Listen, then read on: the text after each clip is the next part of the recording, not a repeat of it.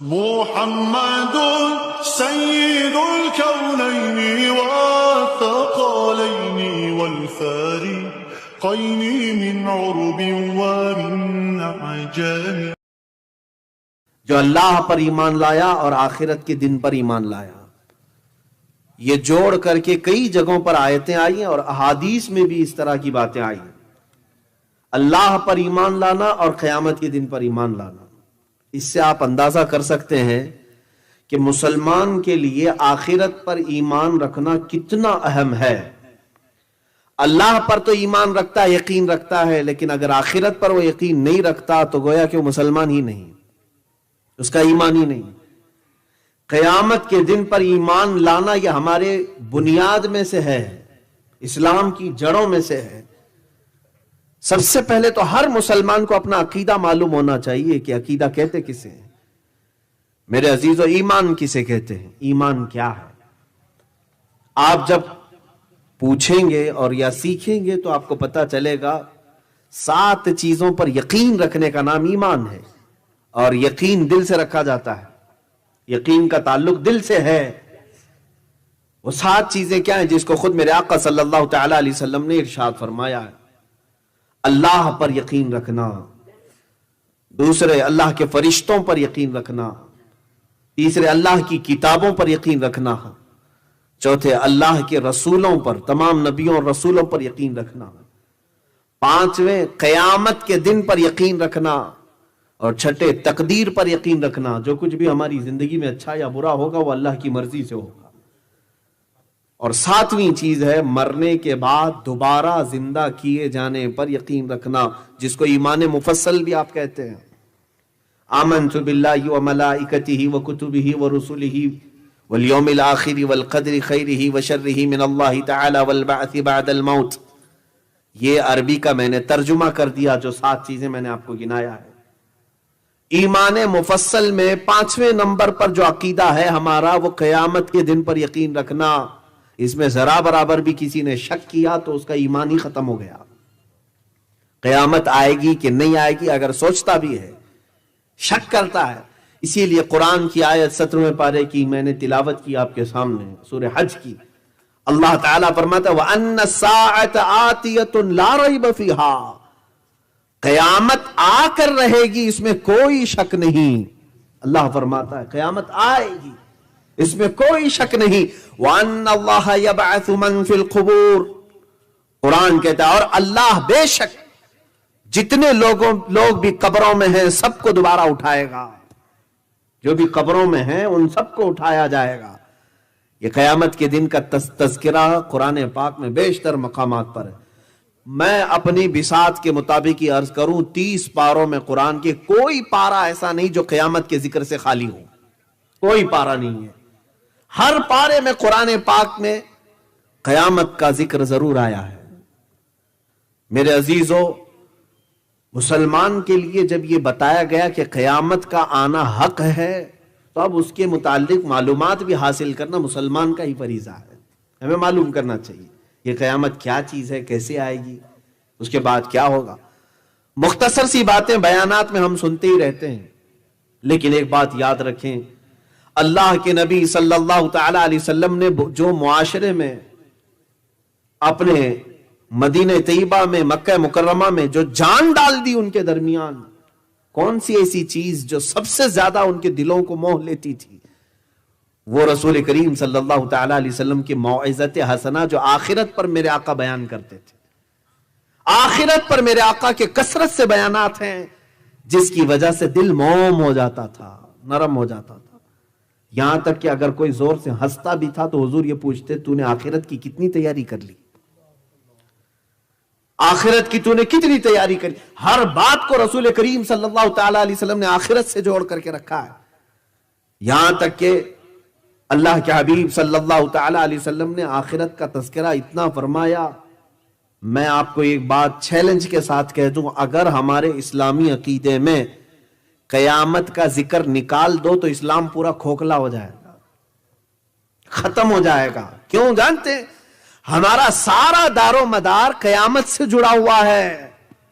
آج آپ فجر کی نماز کے لیے اٹھ کر کے دوڑے دوڑے جا رہے ہیں تو آپ کو ڈر ہے کہ میرا حساب ہونے والا ہے. آپ چوری سے بچتے ہیں تو اسی بات سے کہ آپ کو ڈر ہے کہ اللہ کے ہاں حساب ہونا ہے, قیامت کا دن آنے والا ہے. ہمیں سب کو 14 صدیوں سے اسی بات کا ڈر سنایا گیا ہے کہ ایک دن آئے گا جب اللہ تعالیٰ ہر چیز کو سامنے لائے گا. جو پوری سورہ ہے زلزال, اللہ فرماتا اذا زلزلت الارض زلزالها واخرجت الارض اثقالها, جب زمین میں زلزلے آ جائیں گے اور اپنی بوجھل چیزیں سب زمین باہر نکال دے گی. یومئذ تحدث اخبارها, اور یہ وہ دن ہوگا کہ زمین اپنے اندر کی ساری چیزیں خبر دے گی باہر.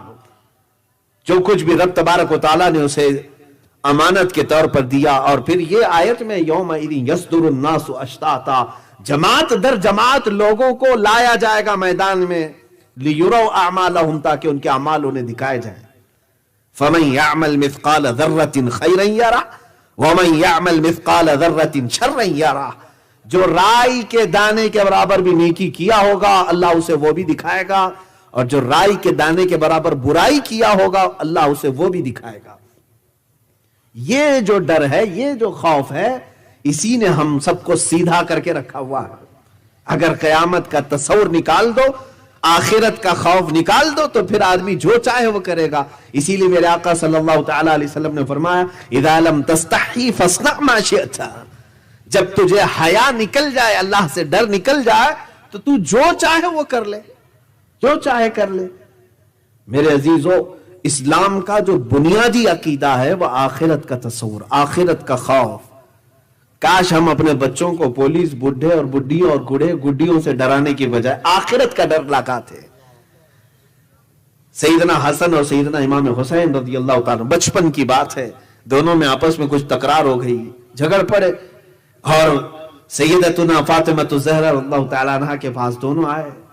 ابھی دونوں کی شکایت چل ہی رہی تھی. ماں نے صرف اتنا کہا کہ بیٹا میں یہ نہیں جانتی کہ تم میں سے پہل کس نے کیا, غلطی کس نے کیا, اس سے پہلے کہ قیامت کے دن اللہ تم سے روٹھ جائے ایک دوسرے کو منا لو. سبحان اللہ. یہ بچوں کی تربیت ہوتی تھی. یہ اہل بیت کا گھرانہ ہے جہاں بچوں کی تربیت میں بھی 4 سال کے 5 سال کے بچوں کو یہ ڈر سنایا جاتا تھا کہ اللہ کہیں تجھ سے روٹھ نہ جائے, اللہ ناراض نہ ہو جائے. عزیزان گرامی وقار, اسلام کا پورا مدار آخرت پر ہے. ہم یہاں جو جی رہے ہیں اسی انتظار میں تو جی رہے ہیں, ہماری اصل زندگی یہ نہیں ہے. میں یہ قیامت کی تذکرے سے پہلے آپ کو یہ بتانا چاہتا ہوں کہ قیامت ہے کیا اسلام میں. قرآن پڑھو آپ, جگہ جگہ پر اللہ تعالیٰ نے اس کے آنے کے متعلق بیانات فرمائے ہیں. رب تعالیٰ فرماتا ہے القاریعۃ ما القاریعۃ وما ادراک ما القاریعۃ, کھڑکا دینے والی. فاضل بریلوی رحمت اللہ علیہ نے فرمایا دل دہلا دینے والی. تو کیا جانے کہ دل دہلانے والی کیا چیز ہے. یوم یکون الناس کالفراش المبثوث, یہ وہ دن ہوگا جب ہر جگہ سے کھڑک کی آواز آئے گی, کھڑکانے والی آواز آئی. یہ وہ دن ہوگا جب لوگ ٹوٹے پتنگوں کی طرح ادھر ادھر بکھرے ہوں گے. وَتَكُونُ الْجِبَالُ كَالْعِهْنِ الْمَنْفُوشِ, اور بڑے بڑے پہاڑ روئی کے پھائے کی طرح اڑ رہے ہوں گے. یہ وہ دن ہوگا. رب تبارک و تعالیٰ نے فرمایا قیامت کے دن کے متعلق, قیامت کے کئی نام آئے ہیں قرآن میں. یوم القیامہ ہے, اور اللہ رب العزت نے قسم یاد فرمائی لا اقسم بیوم القیامہ, قسم ہے قیامت کے دن کی. اور پھر اللہ تعالیٰ یہ فرماتا ہے ایحسب الانسان ان لن نجمع عظامہ, انسان کیا یہ سوچ کر کے بیٹھا ہے کہ ہم اس کی ہڈیاں نہیں جما سکیں گے, ہم اس کی ہڈیاں نہیں جمائیں گے. اللہ تعالیٰ فرماتا بلا قادرین علی ان نسوی بنانا, بلکہ ہم تو قادر ہیں ہر پور کو جوڑ دیں گے, ہر ٹکڑے کو اللہ رب العزت جوڑ دے گا. یہ قیامت کے دن کے متعلق سورہ قیامہ میں بھی تذکرہ ہے. پوری سورہ کا نام قیامہ ہے. اور قرآن پاک کی ابھی میں جلد سے آپ کی طرف آؤں گا, میں اکتاہٹ میں آپ کو نہیں لے آؤں گا. اب قرآن کی آیتیں کم از کم 100 آیتیں میں تلاوت کر سکتا ہوں قیامت کے متعلق. اتنا تذکرہ ہے قرآن پاک میں قیامت کے متعلق.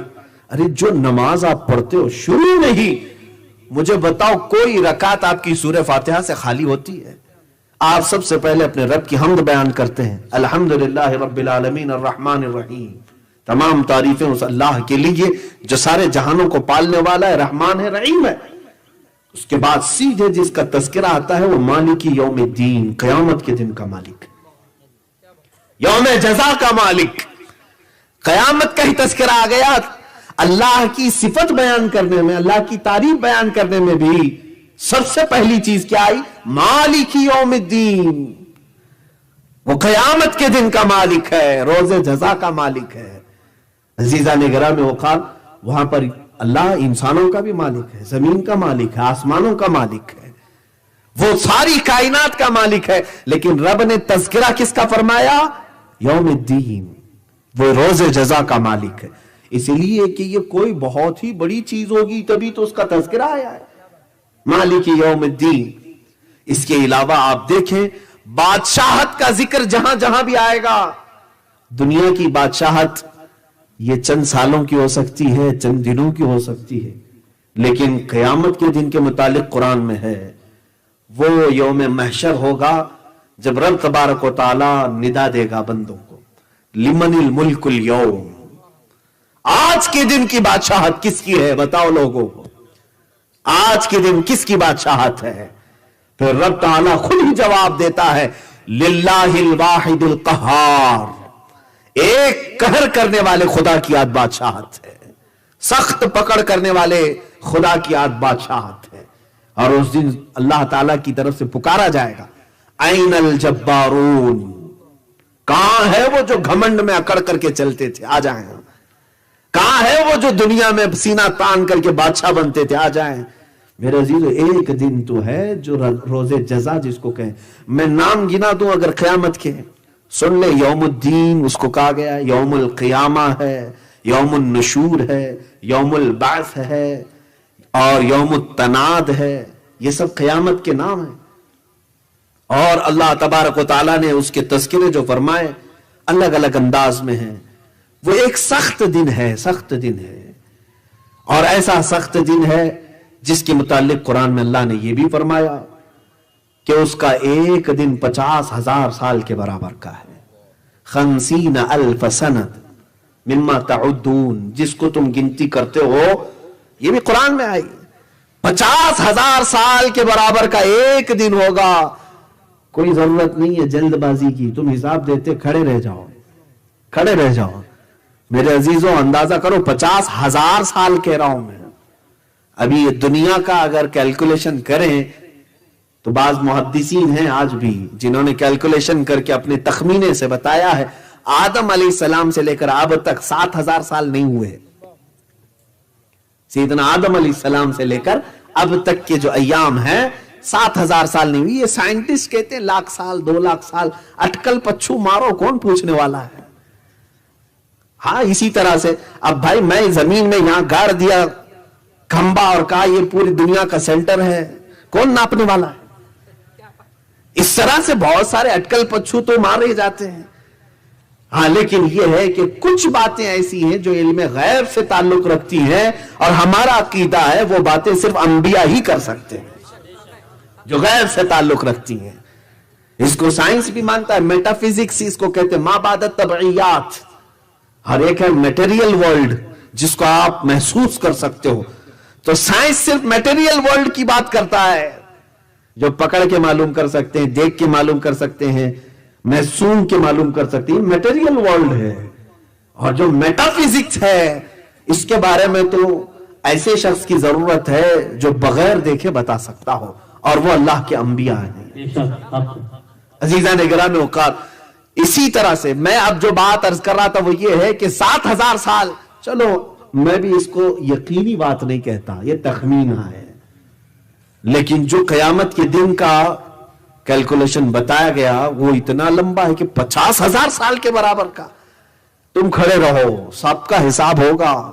اور رب تبارک و تعالی نے وہاں کے متعلق فرمایا، یوم یفر المرء من اخیہ وامہ وابیہ وصاحبتہ وبنیہ، یہ وہ دن ہوگا جب ماں اپنے بیٹے سے بھاگ رہی ہوگی، یوم یفر المرء من اخیہ، آدمی اپنے بھائی سے بھاگ رہا ہوگا، ماں اپنے بیٹے سے، دوست اپنے دوست سے جان چھڑا کے بھاگ رہا ہوگا، تب بھاگ رہے ہوں گے. اور اللہ تعالیٰ قیامت کے دن کا ہی تذکرہ فرماتا الاخلاء یومئذ بعضهم لبعض عدو، سارے دوست سارے خلیل اس دن دشمن ہو چکے ہوں گے، ایک دوسرے کو کوئی منہ نہیں ملانا چاہتا، سب اپنے اپنے حال میں ہیں. الا المتقین، ہاں پرہیزگار آپس میں اس وقت بھی دوست ہوں گے. سبحان اللہ. اولیاء کاملین کا معاملہ الگ ہے. یہ قیامت کے دن کے متعلق رب تعالیٰ فرماتا ہے وہاں سب بکھرے ہوئے ہوں گے، ایک دوسرے کو کسی کی فکر نہیں، اپنی پڑی ہے سب کو. ماں اپنے بیٹے کو نہیں دیکھنا چاہتی ہی. یہی تذکرہ قرآن پاک میں چند آیتیں برکت کے لیے تلاوت کرو اور پھر جو مجھے حکم ہوا ہے اس بات پر میں عرض کروں گا. قیامت کے متعلق رب تبارک و تعالیٰ نے یہ فرمایا کہ سارے ایک دوسرے کے دشمن ہو جائیں گے سوائے متقین کے. اور پھر کیسے آئیں گے وہاں پر؟ سورہ کہف میں رب تعالیٰ نے فرمایا وَعُرِضُوا عَلَى رَبِّكَ إِلَى رَبِّكَ صَفًّا لَقَدْ جِئْتُمُونَا كَمَا خَلَقْنَاكُمْ أَوَّلَ مَرَّةٍ، تم صف در صف لائے جاؤ گے، صف در صف لائے جاؤ گے. اور اللہ تعالیٰ فرماتا جیسے ہم نے تم کو پہلے پیدا کیا تھا ویسے ہی اٹھائے جاؤ گے، بغیر لباس کے آؤ گے. قیامت کے دن بغیر لباس کے اٹھائے جائیں گے. اس کے متعلق حدیث میں حضرت ماں عائشہ صدیقہ رضی اللہ تعالیٰ عنہا نے پوچھا بھی تھا اے اللہ کے نبی صلی اللہ تعالیٰ علیہ وسلم بغیر لباس کے ہوں گے؟ کیا اس کا معنی ہے؟ کیا ایک دوسرے کی طرف لوگ دیکھ رہے ہوں گے؟ حضور پاک صلی اللہ تعالیٰ علیہ وسلم نے ارشاد فرمایا عائشہ وہاں لوگوں کو اس کا خیال ہی نہیں ہوگا کہ کون کس حالت میں ہے، کیونکہ اپنے اوپر جو پڑی ہوئی ہے وہ کہاں کس کا جسم دیکھ رہا ہے. عزیزان گرامی وقار، یہ قیامت کے متعلق رب تعالیٰ نے پھر فرمایا کلا اذا دکت الارض دکا دکا وجاء ربک والملک صفا صفا، جب زمین پوری ہلا دی جائے گی اور اللہ کے فرشتے بھی تھر تھر کانپ رہے ہوں گے اور وہ صف کے صف لگا کر کھڑے ہو چکے ہوں گے. اور پھر قرآن میں اللہ تعالیٰ فرماتا ہے وَنُفِخَ فَإِذَا نُفِخَ فِي الصُّورِ نَفْخَةٌ وَاحِدَةٌ، جب پہلی پھونک ماری جائے گی، یہ سور کے بارے میں ہے. وَحُمِلَتِ الْأَرْضُ وَالْجِبَالُ، اور اللہ تبارک و تعالیٰ زمین کو پہاڑوں کو الٹ پلٹ کر دے گا. قرآن کی آیتیں میں صرف برکت کے لیے پڑھ رہا ہوں. اِذَا الشَّمْسُ كُوِّرَتْ وَإِذَا النُّجُومُ انْكَدَرَتْ، رب تعالیٰ فرماتا ہے جب سورج پھٹ جائے گا اور تارے بکھیر دیے جائیں گے. اور اللہ تعالیٰ فرماتا ہے اِذَا السَّمَاءُ انْفَطَرَتْ، آسمان پھاڑ دیا جائے گا، آسمان پھاڑ دیا جائے گا.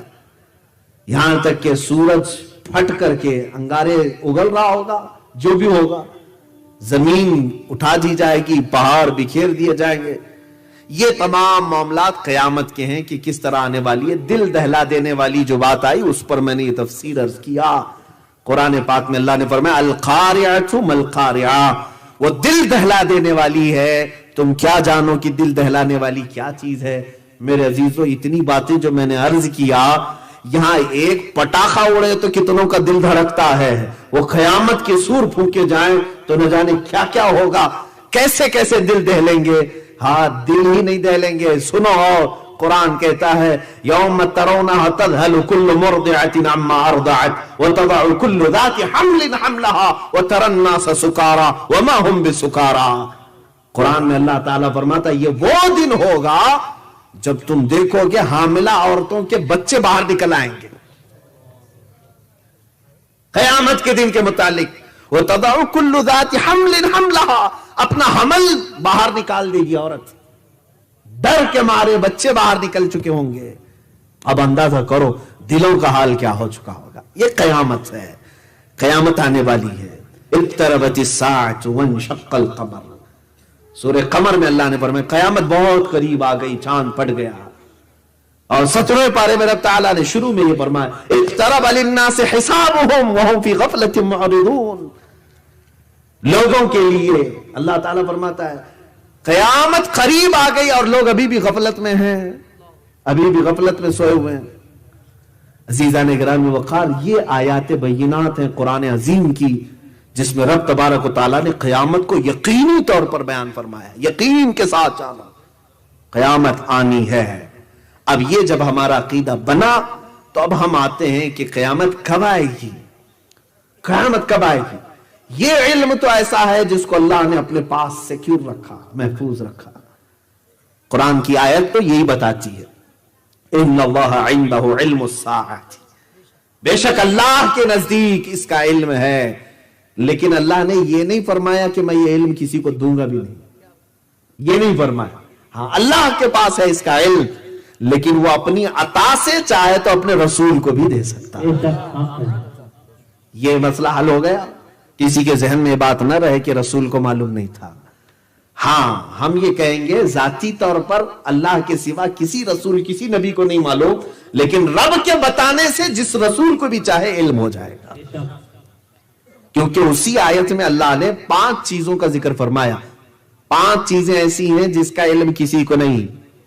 21ویں پارے کی آیت ہے یہ، اللہ تعالیٰ فرماتا ہے ان اللہ عنده علم الساعۃ وینزل الغیث ویعلم ما فی الارحام وما تدری نفس ماذا تکسب غدا وما تدری نفس بأی ارض تموت۔ اللہ فرماتا ہے کوئی نہیں جانتا بارش کب ہوگی، قیامت کا علم اللہ کے پاس ہے، بارش کب ہوگی۔ ویعلم ما فی الارحام، ماں کے پیٹ میں کیا ہے یہ کسی کو نہیں معلوم، کل کیا ہونے والا ہے یہ کسی کو نہیں معلوم، کون کس زمین پہ مرنے والا ہے یہ کسی کو نہیں معلوم۔ یہ 5 چیزیں اللہ تعالیٰ نے فرمایا، لیکن آپ کو معلوم ہے کہ ان 5 چیزوں کا علم دوسروں نے بھی بتایا ہے۔ حضور اکرم صلی اللہ تعالیٰ علیہ وسلم نے جنگ بدر میں خود خط کھینچ کر کے بتایا ہے کہ کل یہاں ابو جہل مرے گا۔ حضور صلی اللہ تعالیٰ علیہ وسلم نے فرمایا، تو یہاں کیا کہو گے؟ اللہ تو فرما رہا ہے اللہ کے سوا کسی کو نہیں معلوم کون کہاں مرے گا، رسول کیسے بتا رہے ہیں؟ وہاں ہم یہی کہیں گے رسول اپنے سے نہیں بتا رہے، اللہ کی عطا سے بتا رہے ہیں۔ رب تبارک و تعالیٰ نے انہیں بیان فرمایا تو وہ جانتے ہیں۔ اسی طرح ماں کے پیٹ میں کیا ہے کوئی نہیں جانتا، جبکہ آج سائنس اتنی ترقی کر چکا ہے ڈاکٹر بھی بتا سکتا ہے۔ تو یہ علم اللہ کی طرف سے دیا ہوا علم ہے، اگر اللہ نہیں چاہتا تو یہ علم کبھی کسی کو نہیں ملتا۔ ہاں تو یہ علم کے ذریعے سے اللہ کی عطا سے کوئی جان سکتا ہے۔ بہرحال اب مسئلہ یہ ہے کہ جس حدیث کو لے کر کے یہ معاملات آئے کہ حضور کو بھی نہیں معلوم، اسی حدیث سے میں اپنی گفتگو کا آغاز کرتا ہوں۔ ایک بار صحابہ اکرام رضوان اللہ تعالی علیہ مجمعین بیٹھے ہوئے تھے رسول پاک صلی اللہ علیہ وسلم کے پاس۔ یہ حضرت عمر فاروق رضی اللہ تعالیٰ عنہ سے مروی حدیث ہے، اور مسلم شریف میں بھی ہے، بخاری شریف میں بھی ہے۔ حضور اکرم صلی اللہ تعالیٰ علیہ وسلم بیٹھے ہوئے صحابہ کے ساتھ فرماتے ہیں صحابہ کہ اچانک ایک آدمی ہمارے درمیان آیا اور محفل میں حضور کے بالکل سامنے آ کر بیٹھ گیا، یہاں تک کہ اپنے گھٹنے حضور کے گھٹنے سے ملا لیا، اتنا قریب ہو کر بیٹھ گیا، اور آتے ہی سوال کرنے لگا۔ وہ صحابہ کہتے ہیں، حضرت عمر خود کہتے ہیں ہم میں سے اس کو کوئی نہیں پہچانتا تھا، وہ مدینے کا بھی نہیں دکھ رہا تھا، اور اگر باہر سے آیا ہے تو سفر کے آثار بھی اس کے چہرے پر نہیں تھے، گھوڑے پر آیا ہو تو دھول میں اٹا چہرہ لے کر کپڑوں پر گرد و غبار کے آثار ہوتے وہ بھی نہیں دکھ رہا تھا، تو ہم تعجب میں تھے۔ بہرحال خاموش بیٹھے رہے۔ محفل میں آنے والے اس شخص نے پہلا سوال کیا، مل ایمان، ایمان کسے کہتے ہیں؟ میرے آقا صلی اللہ علیہ وسلم نے جواب دیا، میں نے ابھی شروع میں ہی بیان کر دیا ہے، 7 چیزوں پر یقین رکھنے کا نام ایمان ہے۔ آپ صلی اللہ تعالی علیہ وسلم نے فرمایا، اللہ پر ایمان لانا، فرشتوں پر، رسولوں پر، اس کی کتابوں پر، قیامت کے دن پر، تقدیر پر، اور مرنے کے بعد دوبارہ اٹھائے جانے پر ایمان لانا، یقین رکھنا، اس کا نام ایمان ہے۔ تو اس شخص نے کیا کہا؟ صدقت یا محمد، اے محمد صلی اللہ علیہ وسلم آپ نے بالکل سچ کہا ہے۔ صحابہ کہتے ہم تعجب میں تھے، خود ہی سوال بھی کر رہا ہے، خود ہی تصدیق بھی کر رہا ہے۔ اس کے بعد دوسرا سوال اس نے کیا، مل اسلام، اسلام کیا ہے؟ میرے آقا صلی اللہ تعالی علیہ وسلم نے فرمایا کہ تم گواہی دو اس بات کی کہ اللہ کے سوا کوئی معبود نہیں، اور اللہ محمد صلی اللہ علیہ وسلم اللہ کے رسول ہیں، نماز پڑھو، زکوٰۃ دو، روزے رکھو اور حج کرو۔ اور پھر تیسری مرتبہ اس نے سوال کیا، مل احسان، احسان کیا ہے؟ میرے آقا صلی اللہ علیہ وسلم نے فرمایا تم عبادت اللہ کی ایسی کرو جیسے کہ تم اسے دیکھ رہے ہو، اور اگر یہ نہ کر سکو تو ایسی عبادت کرو کہ اللہ تمہیں دیکھ رہا ہے، اس تصور کے ساتھ عبادت کرو۔ یہاں عبادت کا ذکر ہے، نماز کا نہیں، ہر عبادت میں یہ خیال ہونا چاہیے، ہر عبادت میں کہ اللہ مجھے دیکھ رہا ہے۔ اب 3 سوالات یہ ہو گئے، یہ بیسک تھی، یہ پورا ایمان، اسلام، احسان، تینوں چیزیں آ گئی اس کے اندر، اور یہی 3 ہی پر اگر تم اکتفا کر لیے तो कामिल मुसलमान बनकर के दुनिया से जाओ। ईमान को समझ लें, इस्लाम को समझ लें और एहसान को समझ लें। लेकिन चौथे नंबर पर उस साइल ने, सवाल करने वाले ने एक और सवाल किया, मतस्साअतु, क़यामत कब आएगी? यही एक मारकतुल आरा सवाल है। आप सल्लल्लाहु तआला अलैहि वसल्लम ने उसके जवाब में जो फरमाया, बाज लोग उसको हेरा फेरी करके तर्जुमे करते हैं। मल मस्ऊलु अअलमु मिनहा बिस्साइल। हुजूर अकरम सल्लल्लाहु तआला अलैहि वसल्लम ने फरमाया, मुझसे तुम पूछे हो और तुम पूछने वाले। साइल वो है और मैं पूछा गया हूं, मसऊल मैं हूं, साइल तुम हो। तो फरमाया, साइल को जितना इस बारे में मालूम है, मसऊल को भी उतना इल्म है। इसका ये तर्जुमा हो सकता है। यहां बाज लोग ये कहते हैं कि साइल से ज्यादा मसऊल को मालूम नहीं है, ज्यादा जानता नहीं। बहरहाल ये गुत्थी सुलझेगी आगे की बहस से। तो अब सवाल करने वाले ने फिर उसके बाद ये 4 सवाल कर लिए। तो अब मेरे आका सल्लल्लाहु तआला अलैहि वसल्लम ने आगे ये फरमाया, क़यामत कब आएगी वो छोड़ दो, एग्जैक्ट डेट, पर्टिकुलर जो कोई वक्त हो, ये छोड़ दो। उसके आने से पहले क्या क्या होगा वो मैं बताता हूं। यह हमारा आज का टॉपिक भी है। हुजूर अकरम सल्लल्लाहु तआला अलैहि वसल्लम ने फरमाया, अन तलिदिल अमतु रब्बतहा व अंतरल हुफातल। हुजूर अकरम सल्लल्लाहु तआला अलैहि वसल्लम ने फरमाया, यततावलून फिल बुनियान, तुम देखोगे कि मां अपने सरदार को जन रही होगी, यानी बेटा मां बाप पर हुकूमत कर रहा होगा। वो आ चुका दिन। और मेरे आका सल्लल्लाहु अलैहि वसल्लम ने अपनी निशानियां बताना शुरू फरमा दिया। तुम देखोगे नंगे पैर चरवाहे, कम जात के लोग बड़ी बड़ी इमारतों पर फख्र कर रहे होंगे। अब ये इतनी अलामतें बयान कर दी हुजूर अकरम सल्लल्लाहु तआला अलैहि वसल्लम ने। अब मुख्तलिफ जगहों पर, मुख्तलिफ अहादीस में बहुत सारी अलामात हैं। यहां तक कि इमाम हम्माद रहमतुल्लाह तआला अलैह ने पूरी किताबुल फितन लिख दी है इस पर। किताबुल फितन, अलामातुस साआ नाम से पूरी किताबें आ गई कि कयामत की निशानियां क्या क्या हैं। पढ़ते जाएं तो एक पूरा का पूरा बाब है ये। और खुद बुखारी और मुस्लिम में इतनी हदीसें हैं कि कयामत आने से पहले क्या क्या होगा। हम उसको 2 किस्मों में तकसीम करते हैं। कुछ छोटी निशानियां हैं, कुछ बड़ी निशानियां हैं। अलामातुस सुगरा, अलामातुल कुबरा। कयामत के आने से पहले कुछ छोटी निशानियां हैं, कुछ बड़ी निशानियां हैं। छोटी निशानियां तकरीबन आज तक, अभी जो मैं बैठा हूं इस दिन तक, मैं समझता हूं पूरी हो चुकी, जो रसूल करीम सल्लल्लाहु तआला अलैहि वसल्लम ने फरमाया। और उनमें से बाज हो सकता है हो रही हूं, मैं अपने इल्म के मुताबिक अर्ज कर रहा हूं। अब सुने, यहां मैं पहले ये गुत्थी सुलझा करके आगे इस बहस की तरफ आ जाता हूं। यहां पर कुछ लोग तर्जुमे में डंडे मारते हैं कि रसूल को कयामत का इल्म नहीं था। देखो, हुजूर ने नहीं बताया, ये सवालात हो गए। और वो शख्स जो आया था वो उठ करके चला गया। हजरत उमर परेशान थे, बाहर जाकर के देखे वो नहीं नजर आया। हुजूर सल्लल्लाहु तआला अलैहि वसल्लम से पूछा कि कौन है? मेरे आका सल्लल्लाहु तआला अलैहि वसल्लम ने फरमाया, अताकुम जिब्रील युअल्लिमुकुम दीनकुम। वो जिब्रील थे जो तुम्हें तुम्हारा दीन सिखाने आए थे। हजरत जिब्राइल अलैहिस्सलाम सवाल कर रहे थे, मेरे आका सल्लल्लाहु अलैहि वसल्लम जवाब दे रहे थे। तो महफिल में बैठे हुए सहाबा को दीन का इल्म देना था, इसलिए जिब्राइल आए। अब मैं यहां पर एक बात अर्ज करता हूं, जिसको कयामत का इल्म नहीं है तुम्हारे नजदीक, मैं आपको मुखातिब करके नहीं कह रहा हूं, उन लोगों को जो मेरे आका सल्लल्लाहु तआला अलैहि वसल्लम को पीठ पीछे का इल्म भी नहीं मानते, माज़अल्लाह दीवार के पीछे का इल्म नहीं मानते, मैं उनसे ये कहता हूं जो रसूल क़यामत कब आएगी ये नहीं जानते, लेकिन आने से पहले की सारी अलामतें जानते हैं। 100 साल बाद क्या होगा वो भी बता रहे हैं, 400 साल बाद का भी बता रहे हैं, 500 साल का भी बता रहे हैं, 1400 साल के बाद का भी बता रहे हैं। जो रसूल करीम सल्लल्लाहु तआला अलैहि वसल्लम हर 100 साल बाद होने वाली बात बता रहे हैं, वो कयामत का इल्म क्यों नहीं जानते? तो फिर अगर वो हमसे सवाल करते हैं कि अगर जानते थे तो क्यों नहीं बताया?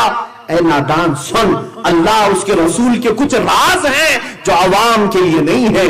तुम कुरान भी उठा दो, हर आयत का तर्जुमा तुम्हें भी नहीं मालूम, किसी मुफस्सिर को भी नहीं मालूम। मैं चैलेंज के साथ कहता हूं, आओ कुरान लेकर के, काफ हा या आइन साद का तर्जुमा क्या है मुझे बता दो, हा मीम आइन सीन काफ का तर्जुमा मुझे बता दो, अलिफ लाम मीम का तर्जुमा बता दो। इनके तर्जुमे तुम्हें आज तक नहीं मालूम हो सके। सारे मुफस्सिरीन का इत्तेफाक इस बात पर है कि ये हुरूफ मुक़त्तआत अल्लाह और उसके रसूल के राज है, अल्लाह उसके रसूल के राज है। इसी तरह क़यामत का इल्म भी अल्लाह उसके रसूल का राज है।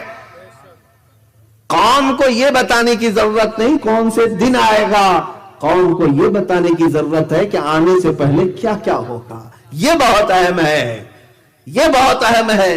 अजीज़ान गिरामी वक़ार, मैं आपको बताता हूं मेरे आका सल्लल्लाहु अलैहि वसल्लम ने उम्मत की कितनी बड़ी रहनुमाई फरमाई, रहबरी फरमाई। मैं नांदेड़ शहर में बैठा हूं, अब यहां से मुझे निकल करके जाना था औरंगाबाद, और आपने मुझे बताया यहां से बैठने के बाद कि औरंगाबाद आ जाएगा, फलां वक्त पर आ जाएगा, 2 घंटे में आ जाएगा, 4 घंटे में आ जाएगा। आपने बता दिया 4 घंटे के बाद आपका शहर आ जाएगा। मैं बैठा रहा 4 घंटे का इंतजार करते करते, घड़ी आगे भी हो सकती, पीछे भी हो सकती है, मेरा कुछ भी हो सकता है, और अचानक औरंगाबाद आया, मुझे खबर ही नहीं पड़ी। लेकिन बताने वाला अगर ये कहता औरंगाबाद आने से पहले जो है फलां शहर आता है, उससे पहले एक और गांव आता है, उससे पहले कुछ बिल्डिंगें दिखती हैं, फिर झाड़ दिखते हैं, फिर पहाड़ दिखते हैं, जो कुछ भी है, तो मैं हर एक चीज को देखते देखते अलर्ट होता चला जाता और अपने शहर की मैं तैयारी कर रहा होता। मेरे आका सल्लल्लाहु अलैहि वसल्लम ने डायरेक्ट कयामत नहीं बताई, अलामात बताई, ताकि हर मोमिन उस कयामत की तैयारी कर सके। हुजूर अकरम सल्लल्लाहु अलैहि वसल्लम ने तैयारी कराना चाहा, इसलिए तो हमें अलामात बताए। अब सुनो, अल्लाह के हबीब सल्लल्लाहु तआला अलैहि वसल्लम ने जो फरमाया, उन छोटी निशानियों में से वो बड़ी दर्दनाक भी हैं और हमारे लिए बास तो इबरत के लिए भी हैं। अजीज़ान गिरामी, हुजूर अकरम सल्लल्लाहु तआला अलैहि वसल्लम इरशाद फरमाते हैं, तुम देखोगे माँ बाप की नाफरमानी कसरत से होने लगेगी, और ये हो रही है, होती रहेगी। यहां तक कि सहाबा इकराम इन बातों पर ताज्जुब करते थे। अल्लाह के हबीब सल्लल्लाहु तआला अलैहि वसल्लम की बाज़ अहादीस ये भी है कि कत्ल बढ़ जाएगा, हरज बढ़ जाएगा। हरज कहते हैं कत्ल को, हुजूर अकरम की हदीस में कि हरज बढ़ जाएगा, कत्ल बहुत ज्यादा होगा। सहाबा ने पूछा, कत्ल तो इस जमाने में भी होता है, जंगें बहुत होती हैं। अल्लाह के नबी सल्लल्लाहु तआला अलैहि वसल्लम ने इरशाद फरमाया, नहीं, ये कत्ल अलग है, उस कत्ल की बात कर रहा हूं जब भाई अपने भाई की गर्दन मारने के लिए बेताब रहेगा। यहां तक कि लोग सिर्फ अपनी भूख मिटाने के लिए इंसानों का गोश्त टुकड़े करेंगे, कत्ल बढ़ जाएगा। और आपको अगर मैं बताऊं तो हुजूर अकरम सल्लल्लाहु तआला अलैहि वसल्लम की इस पेशन गोई के मुताबिक मैं समझता हूं वर्ल्ड वॉर फर्स्ट और वर्ल्ड वॉर 2 सेकंड में जितनी जानें गई, पूरी दुनिया की तारीख में इतनी जानें कभी नहीं गई। फर्स्ट वर्ल्ड वॉर में 2 करोड़ लोग मरे हैं, तकरीबन 20 मिलियन, और सेकेंड वर्ल्ड वॉर में 50 मिलियन लोगों की जानें गई हैं, 5 करोड़ के करीब लोग मरे। मेरे अजीजों, ये आम लोग नहीं, जाने जाना। और इस तरह से कि लोग जो है अब मौत का लोगों को एहसास भी नहीं होता, ऐसे लगता है जैसे चूंटी मर गई, मच्छर मर गया, मक्खी मर गई। पहले किसी की मौत पर सारे लोग कान खड़े करते थे और एहसास होता था, उसके लिए ताज़ियतें होती थी। अब बगल में मर के चला गया, लोग दूसरे दिन भूल गए, अपने मामूल पर आ गए। मौत भी आम होगी, कत्ल भी आम होगा। रसूल करीम सल्लल्लाहु तआला अलैहि वसल्लम की हदीस में यह भी है, गाने बाजे की कसरत हो जाएगी। गाने बाजे की कसरत आज आप नहीं देखते। शायद ये म्यूजिक वर्ल्ड इस जमाने का सबसे ज्यादा टॉप पर जा चुका होगा। बल्कि पहले के दौर में अगर कोई गाने वाला महफिल में आता तो मुंह छुपाता रहता, लोग उसको ताना देते। जैसे तवाइफ आ गई हो, तवाइफ आ गई हो, मुखन्नस आ गए हो, तो लोग उससे चिढ़ते थे और दिखा दिखा कर कहते हैं, आज भी कहते होंगे, अरे ये बाजारी औरत है, ये तवाइफ है, फला है। तो पहले गाने वाले को इस तरह से लोग देखते थे, अरे आज तो फैशन है, स्टार है। जो जितना गा लिया, नाच लिया, वो लोगों में सिंगर और pop singer, top singer, star singer जो भी बनते चले गए। गाना आज का फैशन हो गया और लोग इस पर अपने आप को फख्र महसूस करने लगे। यही मेरे आका सल्लल्लाहु तआला अलैहि वसल्लम ने फरमाया कि लोग गुनाहों को नेकियां समझकर करने लगे। ایک حدیث ہے کتاب الفتن میں امام حماد نے لکھا ہے، فرماتے ہیں ایک وقت ایسا آئے گا اے مومنوں کہ لوگ تمہیں ایمان کا تانا ایسے دیں گے جیسے زانی کو تانا دیا جاتا ہے. یہ کہیں گے انک مؤمن انک امرؤ فیک ایمان، اے یہ دیکھو یہ آدمی ہے اس کے پاس ایمان ہے، تانا دے کر کے لوگ کہیں گے. ایک وقت یہ آئے گا، حضور اکرم صلی اللہ تعالی علیہ وسلم نے فرمایا ایمان پر قائم رہنے کی سختی بھی بتائی کہ بہت سخت ہو جائے گا ان کے لیے، بہت سخت ہو جائے گا.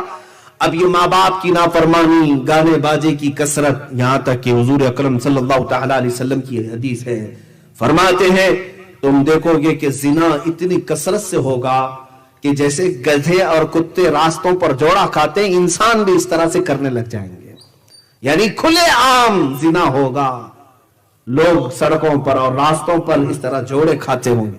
یہ ابھی جو میٹروپولیٹن سٹیز ہیں، بڑی بڑی سٹیز ہیں، وہاں پر تو یہ عام سی بات ہے، ممبئی ہو، دلی ہو، گوا ہو، یہ سب سٹیز میں ہو سکتا ہے کہ آپ کے ہاں اقدار اور روایات کی پاسداری کی جاتی ہو، آج بھی بچیاں محفوظ ہوں، لیکن اب یورپین کلچر تو بہت دور کی بات ہے، انڈین کلچر میں بھی یہ ساری چیزیں آ گئی. ایک دوسرے سے چپک جانا، سب کے سامنے معاذ اللہ رب العالمین لوگوں کے خواہشات کو بھڑکانا، یہ کثرت سے ہو گیا ہے. اچھا حدیث کے مطابق میرے آقا صلی اللہ تعالی علیہ وسلم نے جو فرمایا کہ زنا عام ہوگا اور راستوں پر ہوگا، میرے عزیزو اگر آپ کھلے عام راستوں پر نہیں بھی دیکھ رہے ہوں گے، ہر نوجوان کے ہاتھ میں انٹرنیٹ دے کر کے انہوں نے فل یہ تمام ننگی صورتیں اور ننگی تصویریں پہنچا دی ہیں. آج یہ پورنوگرافی کثرت سے دیکھی جاتی ہے، دنیا کی سب سے زیادہ یوزفل ویب سائٹس پورنوگرافی ہے. بے حیائی کی تصویریں دیکھنا، بلیو فلم دیکھنا، پوری دنیا میں اس کا سب سے زیادہ ڈیمانڈ ہے. میں ابھی لاک ڈاؤن کی بات بتا رہا ہوں، لاک ڈاؤن کے درمیان شروع کا مہینہ ہوگا شاید غالباً اپریل یا مئی میں، میرے پاس رپورٹ تھی، میں نے دیکھا حیرت ہو گئی. پوری دنیا میں سب سے زیادہ لاک ڈاؤن میں لوگ کس میں اپنا وقت بتائیں تو رپورٹ کے مطابق پورنوگرافی میں. انٹرنیٹ جو یوز ہوا 90% پورنوگرافی پر یوز ہوا، 10% باقی کاموں کے لیے استعمال ہوا. 90% عزیزان گرامی لاکھوں بلین اور لاکھوں ڈالر اس میں خرچ کیے جاتے ہیں گندی تصویریں اور گندی فلمیں تمہارے گھروں تک پہنچانے کے لیے. اور قرآن نے بھی یہ فرمایا بل یرید الانسان لیفجر امامہ، انسان یہ چاہتا ہے کہ وہ سامنے بے حیائی دیکھے. انسانوں کی طبیعت ہے یہ اس طرح سے بے حیائی اور عیاشی دیکھنے کا متلاشی بھی رہتا ہے، تجسس رہتا ہے اس کو. اور وہ زمانہ آ جائے گا زنا کثرت سے اور عام ہو جائے گا. عزیزان گرامی وقار، اب تو یہ پاس و لحاظ بھی نہیں رکھا جاتا اسلامی شریعت کے مطابق. لوگ اب طلاق کے اس معاملے میں اتنے ہلکے ہو گئے ہیں. بہت سارے مسلمان طلاق کو گالی سمجھ کر کے اپنی عورت کو دے دیتے ہیں، اس کے بعد پھر اس کے ساتھ زندگی گزارتے ہیں، جو کہ ہر رات وہ اپنی عورت کے ساتھ زنا کرتا ہے. طلاق مکمل ہو گئی، اگر 3 طلاقیں اس کے بعد اس کے لیے وہ عورت اجنبی، اور اگر اس کے ساتھ وہ رہتا ہے تو وہ زنا کر رہا ہے. یہ بھی عام حالات میں اب پائے جا رہے ہیں. اور تو اور میرے عزیزوں، مجھے حیرت اس بات کی ہوئی، انگلینڈ سے ایک صاحب تھے، انہوں نے کہا کہ یہاں ہمارے لڑکا یا لڑکی 16 سال کے ہو گئے، 17 سال کے ہو گئے، اور اگر ان کا بوائے فرینڈ اور گرل فرینڈ نہ ہو تو اس کو فزیشین کے پاس دکھانے کے لیے لے جاتے ہیں کہ چیک کرو اس کو کوئی تکلیف تو نہیں، اب تک اس کا بوائے فرینڈ نہیں ہے، اب تک اس کی کوئی گرل فرینڈ نہیں ہے. اس کو ایسا سمجھتے ہیں زندگی کی ضروریات ہیں. عزیزان گرامی وقار، ہم اس ڈگر پر آ چکے ہیں جہاں ہم جانوروں کی طرح زندگی گزارے جائیں گے. اور حضور اکرم صلی اللہ تعالی علیہ وسلم مدینہ طیبہ میں بیٹھ کر کے ارشاد فرما رہے ہیں کاسیات عاریات. حضور فرماتے ہیں میں دیکھ رہا ہوں وہ عورتیں جو کپڑا پہن کر کے بھی ننگی ہوں گی، کپڑے پہنے ہوں گی لیکن ننگی ہوں گی. کیا مطلب؟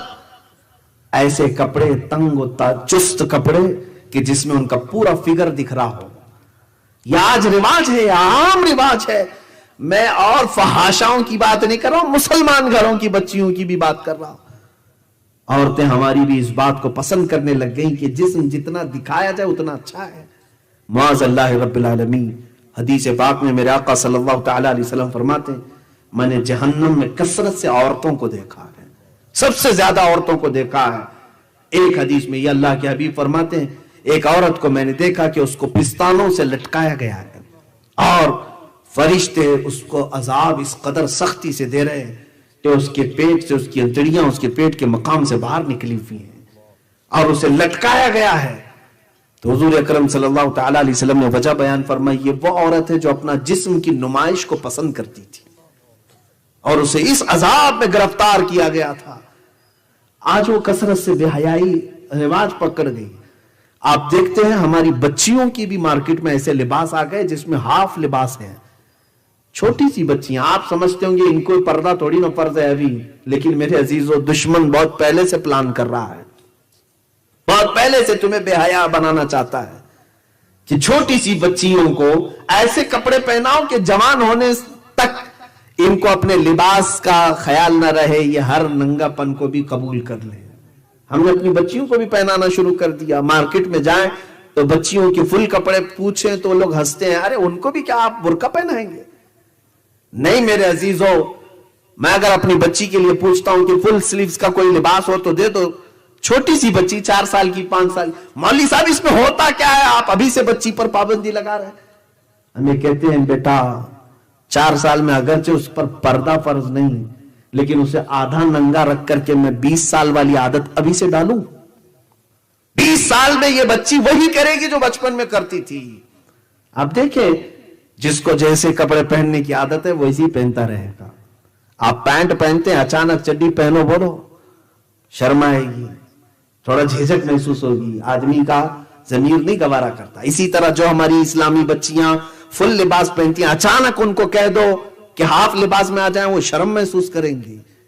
دشمنوں نے یہ باضابطہ میں نے پڑھا تھا, ایک حاخام یہودی حکیم ہے 150 سال پہلے اس نے یہودیوں کو جمع کر کے کہا تھا یہ مسلمان بچیاں آوارہ ہوتی نہیں ہیں جلدی, اس لیے کہ ان کے گھروں کا ماحول ایسا ہوتا ہے, کیا کیا جائے؟ تو اس نے کہا چھوٹی بچیوں کے ہی لباس ان کے آدھے آدھے بناؤ تاکہ بچپن سے ان کو رواج ملے. عزیزہ نگران وقار, انجانے میں ہم کسی سازش کے بھی شکار ہو جاتے ہیں اور کچھ تو ہم جان بوجھ کر کے بھی کرتے ہیں. خیر, حدیث پاک میں رسول کریم صلی اللہ تعالی علیہ وسلم نے فرمایا حرج بڑھ جائے گا, گانے باجے کی کثرت ہوگی, زنا عام ہوگا, ساتھ ہی ایک اور بڑی بیماری کا تذکرہ اللہ کے نبی صلی اللہ علیہ وسلم نے فرمایا. وہ بڑی بیماری حضور اکرم صلی اللہ تعالی علیہ وسلم فرماتے ہیں لواطت اور سحاق عام ہوگا. یہ کیا ہے؟ ہوموسیکسولیٹی. مرد مرد سے اپنی خواہش پوری کرے گا, عورت عورت سے اپنی خواہش پوری کرے گا. یہ LGBT نام سے اب کمیونٹیز بنائی گئی ہیں, دنیا اب ان کے حقوق کا مطالبہ کر رہی ہے. گیزم, ارے انڈیا میں گورنمنٹ میں یہاں پر ہماری پارلیمنٹ میں قانون پاس کر لیا گیا کہ مرد مرد سے شادی کر سکتا ہے, اس کو کوئی نہ روکے. آج یہ مغربی دنیا اس کو سمجھتی ہے کہ ہم پوش ہیں, بہت زیادہ پوش ہیں. ارے جانور بھی نہیں کرتے یہ حرکتیں, تم کون سے پوش ہو؟ مرد مرد سے اپنی خواہش پوری کرے, گیزم, اس کو لواطت کہتے. قرآن پاک میں سب سے دردناک عذاب کا جو تذکرہ آیا ہے وہ قوم لوط پر ہے. حضرت لوط علیہ السلام کی قوم جو یہ کام کرتی تھی. اَإِنَّكُمْ لَتَأْتُونَ الرِّجَالَ شَهْوَةً مِّن دُونِ النِّسَاءِ, اللہ فرماتا ہے اے لوگو کیا تم عورتوں کی بجائے مردوں سے اپنی خواہش پوری کرتے ہو؟ قرآن میں اللہ نے ان کے اوپر عذاب جو نازل کیا اس کا تذکرہ ہے. وَأَمْطَرْنَا عَلَيْهِمْ حِجَارَةً مِّن سِجِّيلٍ, ہم نے ان پر نوکیلے پتھروں کو بارش کے طور پر برسایا. اور پھر کیا کیا اللہ نے ان کے ساتھ؟ فَجَعَلْنَا عَالِيَهَا سَافِلَهَا, ہم نے ان کے اوپر کی زمین کو پلٹ کر کے نیچے کر دیا. اٹھا دی گئی تھی زمین اور پلٹ دی گئی تھی. یہ قوم لوط ہے, قوم سدوم بھی اس کو کہتے ہیں. یہ جارڈن کی سرزمین پر میں خود گیا تھا پچھلے سال, جہاں حضرت لوط علیہ السلام کا مقام ہے. لوگوں نے وہاں کے رہائشیوں نے بتایا, میں تقریباً 100 کلومیٹر چلتا رہا گاڑی میں, جس طرف دیکھو کالے کالے بڑے بڑے پتھر پڑے ہوئے ہیں, کہیں پر بھی نہ ایک درخت دکھے گا نہ پہاڑ دکھے گا، بڑے بڑے کالے کالے پتھر ہیں جارڈن کی سرزمین، واللہ عالم کون سے پتھر ہیں، لیکن تذکرہ قرآن پاک میں ہے کہ ہم نے پتھروں کی بارش کی، نوکیلے پتھر، اور وہ قوم لوط کو ہمیشہ کے لیے ہلاک کر دیا رب تعالیٰ نے۔ وہ لواطت کی بیماری دوبارہ اس وقت آئے گی اور قیامت کے قریب میرے آقا نے فرمایا یہ کثرت سے بڑھ جائے گی۔ یہ LGBT کہتے ہیں، گیزم، لیزبین، عورت سے بھی اپنی خواہشات پوری کر رہی، واللہ عالم کون سے طریقے ہیں، اور پھر اس میں ٹرانسجینڈر بھی ہیں، ٹرانسجینڈر ہیں، اور پھر بایو سیکس، یہ پتہ نہیں کیا کیا چیزیں انہوں نے بنائی ہیں۔ یہ وہ ہے کہ عورت مرد بننے کی خواہش کر رہا ہے، کر رہا ہے جو بھی بولے، مرد جو ہے اپنے آپ کو سرجری کروا کر کے عورت بن جا رہا ہے۔ یہ ٹرانسجینڈر یہ لوگ ہیں، یعنی اللہ تعالیٰ کی تخلیق کو ختم کرنا چاہتے ہیں، جو خلقت ہے۔ اللہ تبارک و تعالیٰ نے فرمایا ہے قرآن پاک میں فَلَيُغَيِّرُنَّ خَلْقَ اللَّهِ، شیطان کہتا ہے خلق اللہ کو، اللہ کی تخلیق کو میں بگاڑ دوں گا، اور وہ کام یا اس زمانے میں کثرت سے ہو رہا ہے۔ میں آپ کو بتاؤں ایک سروے کے مطابق بڑے بڑے کنٹریز میں اب یہ قانون پاس ہو رہا ہے کہ جو گے میں رہنا چاہتا ہے، جو لیزبین رہنا چاہتی ہے، اس کو قانونی سپورٹ بھی ملے گا، ان کی شادیوں کے لیے یہ لوگ بجٹ بھی پاس کریں گے۔ ہاں یہ سب پورے وہی لوگ بیٹھے ہوئے ہیں، بلکہ بعض کنٹریز ایسی ہیں کہ اگر کوئی گے ہے یا لیزبین ہے تو اس کو وہ فری ویزا دیتے، رہنے کے انتظامات کرواتے۔ اللہ کی پناہ، شیطانیت اس قدر آ گئی میرے عزیزوں، یہ اس زمانے میں ہم جی رہے ہیں۔ آپ دیکھیں یہ سب حالات آئیں گے۔ اچھا اب اس چیز کو آپ کے یہاں بھی تو برا سمجھا جاتا ہوگا نا، اغلام بازی، اس کو سمجھ لیں لڑکا بازی، جو بھی الفاظ آپ بولیں، لواطت ہو، یہ گندے افعال ہیں، اتنے گندے کہ گھن آتی ہے اس سے، لیکن یہ گھن ختم کی جائے گی کیسے؟ بڑے بڑے فلم سٹار اس کا پروموٹ کرنے کے لیے آئیں گے، اور وہ اسکرین پر آ کر کے کہیں گے کہ میں گے ہوں، اور یہ کوئی ڈرنے کی بات نہیں ہے، یہ اچھی چیز ہے، ان کا بھی حق ہوتا ہے، اور یہ اپنے اپنی ذات کی بات ہے۔ یہ سب دلیلیں لا کر کے مائنڈ سیٹ کیا جا رہا ہے۔ آلریڈی میں دیکھ رہا ہوں کئی دنوں سے لوگوں کا مائنڈ سیٹ کیا جا رہا ہے اس چیز کو لے کر۔ سیم قوم لوط میں یہی تھا، اللہ نے اس پوری قوم پر عذاب کیوں نازل کیا جانتے ہیں؟ وہ مرد تو مردوں کے ساتھ برائی میں ملوث تھے ہی، لیکن ان کی جو عورتیں تھیں وہ خود اپنے مردوں کے لیے مرد ڈھونڈ کر لاتی تھی۔ یہ بھی تذکرہ ہے، وہ عورتیں بھی بڑی اس وقت بھیانک گناہ میں مبتلا تھی۔ عزیزان گرامی وقار، یہ تمام چیزیں قیامت کے قریب آنے والی نشانیوں میں اللہ کے نبی صلی اللہ تعالی علیہ وسلم نے بیان فرمایا۔ اب اور جو نشانیاں، یہ چھوٹی نشانیوں کا ہی تذکرہ میں کر رہا ہوں۔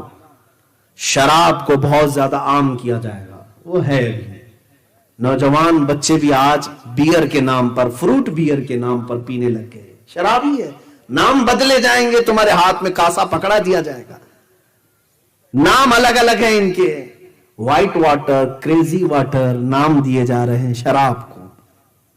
وائن ہے، سیدھے شراب کہیں گے تو برا لگے گا، نام بدل کر کے نوجوانوں کو دو تو فیشن لگے گا۔ عزیزان گرامی وقار، آج ہمارے بچے اس نشہ میں بھی کثرت سے مبتلا ہو گئے۔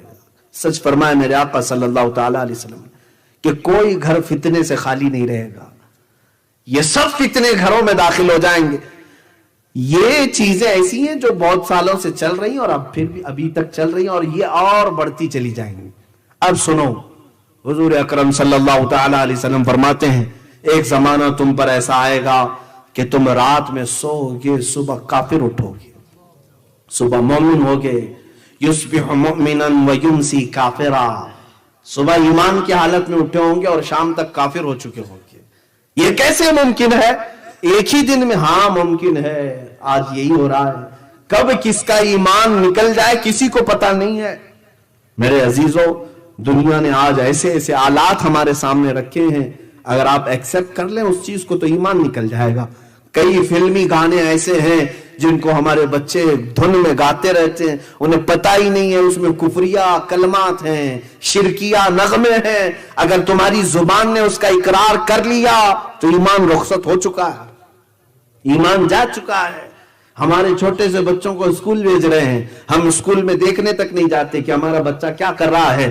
کل ہی مجھے ایک بچی نے میسج کر کے یہ بات پوچھی تھی کہ میں ایک اسکول کی ٹیچر ہوں, یہاں پر معاملات ایسے ایسے ہیں. میں تفصیل میں نہیں جا رہا ہوں. بچہ آتا ہے, بہت سارے مسلمان بچے ہیں, آتے ہیں, کھڑے ہوتے ہیں پریئر میں, اس وقت وہ کہتے ہیں جیسس از دا گاڈ معاذ اللہ رب العالمین. وہ وہاں سے ان کا عقیدہ ہی ختم کر دیا جاتا ہے. اب یہاں سے بہت ساری جگہوں پر ہم بچوں کی خبر بھی نہیں لیتے, شام تک تو وہ کافر بن کر کے نکلے ہوتے.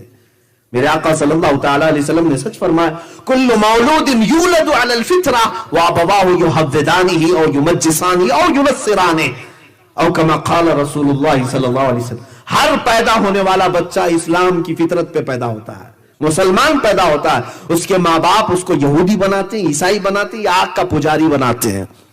بچے کو اس کے ماں باپ بناتے ہیں. یہ ہم نے آج دیکھا ہے, ماں باپ ہی تو ڈال رہے ہیں ایسی جگہوں پر جہاں وہ ایمان اپنا بیچ کر کے آ چکا ہوتا ہے, اسے بھی خبر نہیں, ماں باپ کو بھی خبر نہیں, ایمان رخصت ہو چکا ہوتا ہے.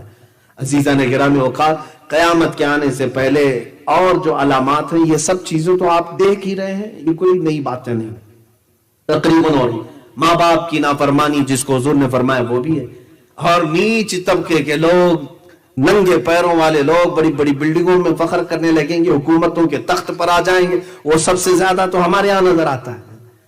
ہمارے یہاں چائے بیچنے والا اوپر تک چلا جاتا ہے, اب پان بیچنے والا کہاں تک جائے گا یہ نہیں معلوم. تو بہت سارے معاملات ہیں بھائی, ان کے خود کی زبان سے یہ باتیں آتی ہیں, وہی میں عرض کر رہا ہوں آپ کے سامنے. تو یہ چیزیں کوئی ہمارے ہاں اب تعجب کی نہیں رہ گئی ہیں, یہ نارمل ہو گیا ہے. اور جو گناہوں کی کثرت میرے آقا نے فرمائی وہ بھی اب چل پڑا ہے, فیشن ہو چکا ہے. حضور پاک صلی اللہ تعالی علیہ وسلم نے یہ بھی فرمایا, لوگ گناہوں کو نیکی سمجھ کر کرنے لگ جائیں گے, یہ وہ وقت ہے. اچھا, اب ایک بات یہ بھی ہے کہ فتنے اس قدر بڑھ جائیں گے, حضور فرماتے ہیں جیسے تسبیح کے دانے ٹوٹ کر بکھر جائیں. تسبیح ہے, تسبیح ٹوٹ کر کے گر جائے تو اس کے دانے بکھر جاتے ہیں.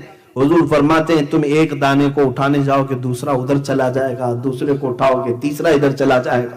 فتنے اس طرح سے ہوں گے, ایک فتنہ تم ختم کرنے کی کوشش کرو گے, دوسرا سر ابھارے گا, دوسرا ختم کرتے ہی تیسرا سر ابھارے گا, اور اس کو تم تھام نہیں سکو گے. اتنی کثرت سے فتنے ہوں گے. آج یہ فتنوں کا دور آ چکا ہے.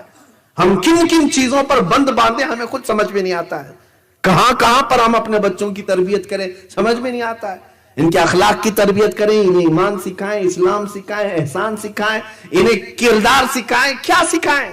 ہر چیز میں تو یہاں پر فتنہ ہے, ہر چیز کے لیے اس کے پاس ایک بڑا چیلنج ہے. ہمارے بچوں کی ہم سوچتے ہیں کبھی ان کی آنکھوں کی حفاظت پہ بولوں, کبھی لگتا ہے کہ ان کو اپنے ہاتھوں کی حفاظت پہ بولوں, کبھی لگتا ہے کہ ان کو زبان کی حفاظت پہ بولوں, اس لیے کہ سب سے زیادہ آج فتنے زبان کے لیے. لیکن جس چیز کے بارے میں سوچتا ہوں لگتا ہے یہ سب سے بڑا فتنہ ہے. بچوں کو میں نصیحت کرنا چاہوں, شرمگاہوں کی حفاظت کے لیے قرآن نے تاکید فرمائی, اس پر سوچتا ہوں کثرت سے بولوں, لیکن لگتا ہے اس سے بھی بڑے فتنے اور بھی ہیں, اور بھی. یہ فتنوں کا دور ہے, ہر فتنہ دوسرے فتنے سے بڑا ہوتا چلا جائے گا اور بڑا ہوتا چلا جائے گا. اب اس زمانے میں آج شاید وہ دور آ چکا ہوگا. اللہ کے نبی صلی اللہ تعالی علیہ وسلم فرماتے ہیں فَبَطَنُ الْأَرْضِ خَيْرٌ مِّن زَهْرِهَا. تم دیکھو گے ایک وقت ایسا آئے گا جب یہ فتنے عام ہو جائیں. تمہارے علماء, اب 3 باتیں حضور نے فرمائی ہیں, توجہ چاہنا. علماء بھی ہیں اور میں بھی ان کی برادری میں ہی ہوں, میں اپنے آپ کو شامل کر کے کہوں گا. جب علماء بددیانت ہو جائیں, حق بولنا چھوڑ دیں, تمہارے غنی جتنے بھی مالدار ہیں یہ بخیل ہو جائیں, اور تمہاری عورتیں بے پردہ ہو جائیں. 3 چیزیں میرے آقا نے فرمایا. جب علماء بددیانت ہو جائیں, تمہارے غنی امیر بخیل ہو جائیں, پیسے روک کر کے جمع کر کے سانپ کی طرح بیٹھنے لگے ہیں, اللہ کی راہ میں نہیں دینا چاہتے. اور تیسرے, جب تمہاری عورتیں بے پردہ ہو جائیں, میرے آقا فرماتے ہیں تو اے مسلمان تیرے لیے زمین کا نیچے والا حصہ اوپر والے حصے سے بہتر ہے. کیا مطلب؟ قبر تمہارے لیے زیادہ مناسب ہے اوپر رہنے سے. حضور فرماتے زمین کا نیچے والا حصہ تمہارے لیے اوپر والے حصے سے بہتر ہے, اور اگر یہ 3 چیزیں سلامت ہیں تو قبر سے اچھی زمین ہے. حضور نے فرمایا یہ 3 چیزیں سلامت ہیں. اب وہ 3 چیزیں تو سلامت نظر نہیں آ رہی. اور میرے آقا صلی اللہ تعالی علیہ وسلم نے فرمایا میں حدیثیں مفہومات حدیث عرض کر رہا ہوں, الفاظ حدیث تک کا تذکرہ نہیں ہو رہا ہے, یہ بھی برکت کے لیے میں عرض کر رہا ہوں. آپ کو یہ ساتھ ایک وقت ایسا آئے گا, فرماتے میرے آقا تم گزرو گے قبرستان کے پاس سے تو قبر کو دیکھ کر کے کہو گے کاش اس کی جگہ میں سویا ہوتا تو اچھا ہوتا. اس قدر تمہارے اوپر بلائیں آ چکی ہوں گی, اس قدر فتنے آ چکے ہوں گے, تم قبر والے کو دیکھ کر کے کہو گے کاش اس قبر میں ہوتا تو زیادہ اچھا ہوتا. کیوں ایسا سوچو گے؟ اس لیے کہ وہ سیف چلا گیا, پہلے کے دور میں چلا گیا, ان فتنوں کو نہیں دیکھا, محفوظ چلا گیا. کورونا کے آنے سے پہلے, لاک ڈاؤن کے آنے سے پہلے تو یہی خیالات آ رہے تھے. یہ جو پہلے جا چکے بیچارے عزت کے ساتھ گئے, یہ سب بلاؤں کو تو دیکھا نہیں انہوں نے, محفوظ گئے ہیں. اب یہ سختیاں بڑھتی چلی جائیں گی اور یہ زمانہ اور سختی کے ساتھ آئے. اب ہمیں معلوم بھی نہیں اب موت کون سے بستر پہ آئے گی, کس طرح ریپ کر کے ڈالا جائے گا, کہاں کھود کر کے ہمیں پھینک دیا جائے گا, معلوم نہیں. لیکن ہم سے پہلے جو گئے وہ اچھے محفوظ چلے گئے. یہ چیز آپ کے ساتھ آئے گی, تم قبر کو دیکھ کر کے تمنا کرنے لگ جاؤ گے کاش اس کی جگہ میں ہوتا تو اچھا ہوتا. یہ حدیث پاک میں عرض کر رہا ہوں. رسول کریم صلی اللہ تعالی علیہ وسلم نے فرمایا اب ذرا میں آپ کو ان حالات کے بعد پوری روئے زمین پر کیا تبدیلیاں آئیں گی, دنیا میں کون سا انقلاب آئے گا, اس پر بھی بات کر لیتے ہیں. یہ تو ہو گئی شخصی باتیں, ہمارے ساتھ کیا کیا ہوتا ہے. اب کائنات کی پوری زمین پر سیاست کو لے کر کے, حکومت کو لے کر کے, مال و دولت کو لے کر کے, دوسری قوموں کو لے کر کے کیا کیا حالات ہوں گے, یہ بھی میرے آقا نے سب بتا دیا. میں چیلنج کے ساتھ کہتا ہوں میرے عزیزوں, مخبر صادق صلی اللہ تعالی علیہ وسلم نے قیامت کی جتنی نشانیاں بتائیں, دنیا کا آج تک کوئی بھی پریڈکشن دینے والا کوئی بھی اتنی باتیں نہیں بتا سکا. حضور اکرم صلی اللہ تعالی علیہ وسلم ہر صدی کے بعد ہونے والی بات کو بتا دیا, اور کئی چیزیں اس میں وقوع پذیر ہو گئی. حضور نے جو بیان کیا وہ ہو بھی گئی ہیں. اب اللہ کے حبیب صلی اللہ تعالی علیہ وسلم نے کائنات کے بارے میں یہ فرمایا, تم دیکھو یہ قیامت اس وقت تک نہیں آئے گی جب تک بالواسطہ یا بلا واسطہ پوری دنیا پر سوائے حرمین طیبین کے یہود و نصارہ کی حکومت نہ ہو جائے.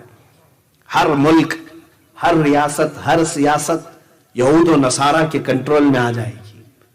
ایک وقت آئے گا یہ, اور ابھی میں سمجھتا ہوں تقریباً ہو چکا. جو بنام مسلمان دکھ رہے ہیں میرے عزیزوں وہ ڈمی پیس ہیں, وہ صرف ڈمی پیس ہیں. چاہے وہ سعودی کے بادشاہ ہوں, امارات کے بادشاہ ہوں, بحرین کے بادشاہ ہوں, یہ کٹ پتلی ہیں. ان کی ڈور تو امریکہ کے ہاتھ میں ہوتی ہے, اسرائیل کے ہاتھ میں ہوتی ہے. یہود و نصارہ ان ممالک کو چلا رہے ہیں. آج کچھ بچے ہوں گے, سب کی بات نہیں کرتا ہوں, کچھ ہو سکتا ہے بچے ہوں گے, لیکن حدیث پاک میں یہ ہے کہ بالواسطہ یا بلا واسطہ پوری دنیا پر, ہاں حرمین طیبین کو چھوڑ کے, یہ میرا آقا نے فرمایا حرمین طیبین مکہ اور مدینہ چھوڑ کر ساری دنیا پر یہ حکومت کر لیں گے اور یہ حکومت میں آ جائیں گے. اور اسی حکومت کے لیے تو یہ اتنا اتھل پتھل چل رہا ہے. یہ جو کچھ بھی آپ دیکھ رہے ہیں ون ورلڈ آرڈر نام سے, نیو ورلڈ آرڈر کے نام سے, یہ سب کیا چل رہا ہے میرے عزیزوں. یہودی یہ چاہتے ہیں کہ دنیا میں حکومت کرنے کا حق صرف اور صرف یہود کو ہے, باقی سارے لوگ غلام ہیں. وہ کہتے ہیں نحن شعب اللہ المختار, ہم اللہ کی پسند کی ہوئی جماعت ہیں. وہ عقیدہ یہ رکھتے ہیں ہم کو خاص مٹی سے بنایا گیا ہے, باقی سب کو کچرے سے بنایا گیا ہے. یہودیوں کی کتابوں میں موجود ہے یہ بات. ہاں یہود یہ کہتے ہیں کہ ہم اللہ کے بیٹے ہیں, ہم اللہ کے محبوب ہیں. قرآن میں بھی اللہ تعالیٰ نے فرمایا قالت الیہود نحن ابناء اللہ واحباؤہ, یہود یہ کہتے ہیں ہم اللہ کے بیٹے ہیں اور اس کے محبوب ہیں. تو یہ آج انہوں نے پوری دنیا میں بھی اپنے نام ایسے رائج کر دیے, جیولری, جیوز سے بن کر جیولری بن گئے. وہ گولڈ پر اپنا حق جتاتے ہیں. پوری دنیا کا سونا ہمارا ہے, پوری دنیا کا سونا ہمارا ہے. آج پوری دنیا میں اکنامک کے اور گولڈ کے ریٹ طے کرنا, اتارنا, چڑھانا یہ اپنے ہاتھ میں رکھے ہوئے ہیں. پوری دنیا میں آج جس طرح سے یہ جمع کر کے ون ورلڈ آرڈر بنانا چاہتے ہیں. ون ورلڈ آرڈر کا مطلب یہ ہے کہ ایک ہی حکومت رہے گی, ایک ہی شہر رہے گا پوری دنیا, ایک ہی حکومت چلے گی, ایک ہی سکہ چلے, ایک ہی لینگویج چلے. اس پر تو محنت چل رہی ہے. یہ سب جو کچھ بھی ہو رہا ہے یہ تمام چیزوں کی تیاریاں ہیں. کورونا کے زمانے میں نے ایک میگزین دا اکنامسٹ اس کے فرنٹ پیج پہ یہ دیکھا تھا, every thing under the control. Front page پہ یہ بھی ایک مشہور رسالہ ہے جس میں انہوں نے کہا ہر چیز اب کنٹرول میں آ چکی ہے. دعویٰ کر رہے ہوں ہر چیز اب کنٹرول میں آ چکی ہے, تمہیں بھی اب آگے چل کر کے یہی سب چیزیں غلام بنایا جائے گا, اور جیسے وہ کہیں اسی طرح سے تمہیں عمل کرنا ہوگا. تو یہ ون ورلڈ آرڈر کی تیاریاں. لیکن ڈرو مت مسلمانوں, میں ڈرانے کے لیے باتیں نہیں کرتا, ڈرانے کے لیے نہیں. یہ پورے کے پورے مل کر کے جو کر لیں, لیکن ہم مسلمان ہیں, اللہ ہمارے ساتھ ہے. حسبنا اللہ و نعم الوکیل نعم المولا و نعم النصیر. ہمارے لیے اللہ کافی ہے, کیا ہی بہترین وکیل ہے, کیا ہی بہترین مددگار ہے. ہم اس کے بندے ہیں, ہم اس کی امداد پر اور اس کی نصرت پر یقین رکھتے ہیں. اس نے جگہ جگہ ہمیں جگہ کر کے بیان فرمایا ہے وَكَانَ حَقًّا عَلَيْنَا نَصْرُ الْمُؤْمِنِينَ. اللہ فرماتا میں نے اپنے اوپر لازم کر لیا ہے کہ مومنوں کی مدد کروں گا. اللہ نے فرمایا ہے كَتَبَ اللَّهُ لَأَغْلِبَنَّ أَنَا وَرُسُلِي. اللہ نے یہ لکھ دیا ہے کہ اللہ اور اس کے رسول ہی غالب آئیں گے. اللہ نے فرمایا ہم لکھ دیے ہیں ہم, اور اللہ تعالیٰ نے فرمایا وَأَنْتُمُ الْأَعْلَوْنَ إِن كُنتُم مُؤْمِنِينَ. تم اگر ایمان کے ساتھ رہو گے بلند تم ہی رہو گے. مجھے میرے رب کی ذات پر یقین ہے, انہیں جو کرنا ہے وہ کر لے. اور یہ پہلی بار نہیں کر رہے ہیں, اس سے پہلے بھی کر چکے, 3 بار ہو چکے, تیسری بار ہے, 2 بار آلریڈی کر چکے. نمرود کا زمانہ تھا, ایک نمرود ہے, بہت سارے نمرود آئے, اس میں ایک نمرود ایسا تھا جس نے خدا کے ساتھ لڑائی کا ارادہ کر لیا تھا. اسے طاقت بہت زیادہ آ گئی, نشہ چڑھ گیا, تو اس نے سوچا ایک ہی چیز اب کنٹرول میں نہیں آ رہی ہے. وہ کیا ہے؟ سب انسان کنٹرول میں ہے. شیر سے لڑ لیتا تھا, جانوروں کو مار ڈالتا تھا, 100 لوگوں سے تنہا لڑتا تھا. نمرود جب اتنی طاقت کا غرور آ گیا تو اسے وزیروں نے یہ مشورہ دیا کہ اب ایک ہی چیز بچ گئی ہے, وہ کنٹرول میں نہیں آ رہی. وہ کیا ہے؟ موت. موت ہمارے کنٹرول میں نہیں آ رہی ہے. ہاں ہم جب چاہیں تب مرنا چاہیے, نہیں چاہیں تو نہیں مرنا چاہیے. یہ تو نہیں ہو پا رہا ہے. کہا یہ کیسے ہوگا؟ کہا یہ خدا دیتا ہے, اس کو ایک بار گرا دو, مار دو تو سارا کنٹرول میں آ جائے گا. اس بیوقوف نے کہا کہ ٹھیک ہے, وہ رہتا کہاں ہے؟ اس کے وزیروں نے کہا آسمانوں پر رہتا ہے. اس نے بلڈنگ بنانا شروع کر دیا, بہت بڑی بلڈنگ بنایا. ہو سکتا ہے اس وقت کی ورلڈ ٹریڈ سینٹر کی طرح ہو, بڑی عمارت بنائے. یہ اسرائیلی کتابوں میں موجود بات بتا رہا ہوں, میرے اسلامی روایات کی بات نہیں کر رہا ہوں. اس نے بنایا اور پھر سارے لوگوں کو فوج کے طور پر تیار کیا. ون ورلڈ آرڈر وہاں پر بھی یہی تھا, سب کی لینگویج ایک, سکہ ایک, زبان سب کی ایک, سب پورے انسانوں کو جمع کر کے کہا طاقت بناؤ, طاقت بناؤ. کیوں؟ خدا سے لڑنا ہے, اللہ سے لڑنا ہے. ایک بار اس کو ہم گرا دیں تو موت و حیات ہمارے کنٹرول میں ہوگی. ایک بار جنگ کرنا ہے, سب مل کے جنگ کریں گے. اور سب کو اس نے وعدہ بھی کیا تھا جو جو جنگ میں ساتھ دیں گے, کسی کو 1000 سال جینے دے دوں گا, کسی کو 50,000 سال دے دوں گا.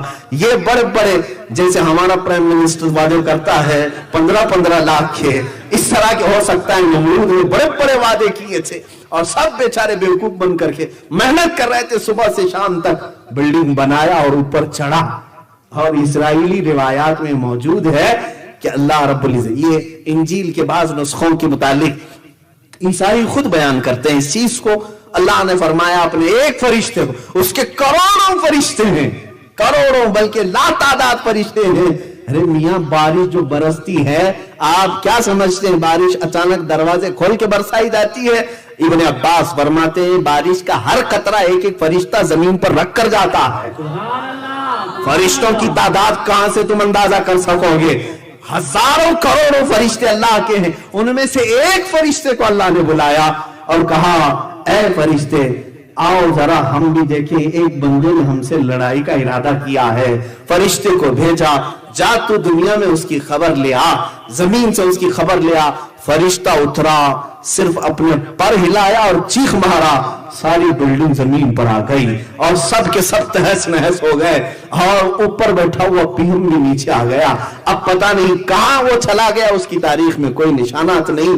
تو یہ ون ورلڈ آرڈر کا ایک بار کھیل چکے، وہ سوچتے ہیں کہ ٹرائی کیے تھے لیکن ناکام ہوئے تھے، سیکنڈ بار ٹرائی کرتے ہیں، اس لیے اب خلا میں جا رہے ہیں، اسپیس پہ جا رہے ہیں، ڈھونڈ کے آتے ہیں، چاند میں دکھتا ہے کہ خدا یہ بھی دیکھنے کی کوشش کی اور اوپر جانے کی کوششیں ہیں، شاید ہو سکتا ہے پوری دنیا کو فوج بنانا چاہیں، سب کو ملا کر کے one language, one currency, one world order یہ سب بنا لیں۔ میرے عزیزو، خدائی طاقت کا کوئی مقابلہ ہو سکتا ہے؟ اے میرے عزیزو، اللہ کی طاقت کروڑوں درجے بھی میں مثال نہیں دے سکتا، تم اس کی پیدا کی ہوئے ایک محمد کا مقابلہ نہیں کر سکتے۔ صلی اللہ تعالی علیہ وآلہ وسلم۔ عزیزان گرامی مقام، رب تبارک و تعالی وہ ان تمام چیزوں سے بے نیاز ہے، ہاں بندہ ہو کر کے اس سے کوئی مقابلہ کر ہی نہیں سکتا۔ بات میری یہ چل رہی تھی، یہود و نصارہ پوری دنیا پر غلبہ حاصل کرنا چاہتے ہیں، صرف اس لیے۔ اچھا، ایک ان کی کمزوری میں بتاؤں، ویک پوائنٹ، میں نے یہودیوں کے متعلق بہت کافی دنوں تک پڑھ کر کے ان کو دیکھا ہے۔ ان کا ایک ویک پوائنٹ ہے، یہ مرنا نہیں چاہتے، ہاں اس سے ان کو ڈر بہت ہے، اور یہی چیز قرآن میں بھی اللہ نے فرمایا۔ اللہ تعالیٰ فرماتا ہے فَتَمَنَّوُا الْمَوْتِ، اگر تم اللہ کے محبوب ہو، اس کے بیٹے ہو، تو موت کی تمنا کر کے دکھاؤ۔ لیکن وہ مرنا ہی نہیں چاہتے، ہرگز نہیں، بلکہ وہ آپس میں ایک دوسرے کو سلام کیا کرتے ہیں؟ زی 1000 سال، زی 1000 سال، 1000 سال جیو بھائی، 1000 سال جیو بھائی۔ جیتا کوئی نہیں ہے 100 سال بھی، لیکن سلام بھی ان کا یہی ہے، 1000 سال جیو، 1000 سال۔ وہ حریص ہیں کس کے؟ جینے کے، مرنا نہیں چاہتے، اور وہ پوری ٹیکنالوجی آج یوز کر کے جو چیز نکالنا چاہ رہے ہیں وہ یہی ہے کہ موت سے کوئی چھٹکارا مل جائے، ڈپلیکیٹ ہارٹ بن جائے، کچھ دوسرا اس کا یعنی الٹرنیٹ مل جائے کہ لائف اور بڑھائی جا سکے، لیکن اب تک نہیں کر سکے، اب تک نہیں کر سکے۔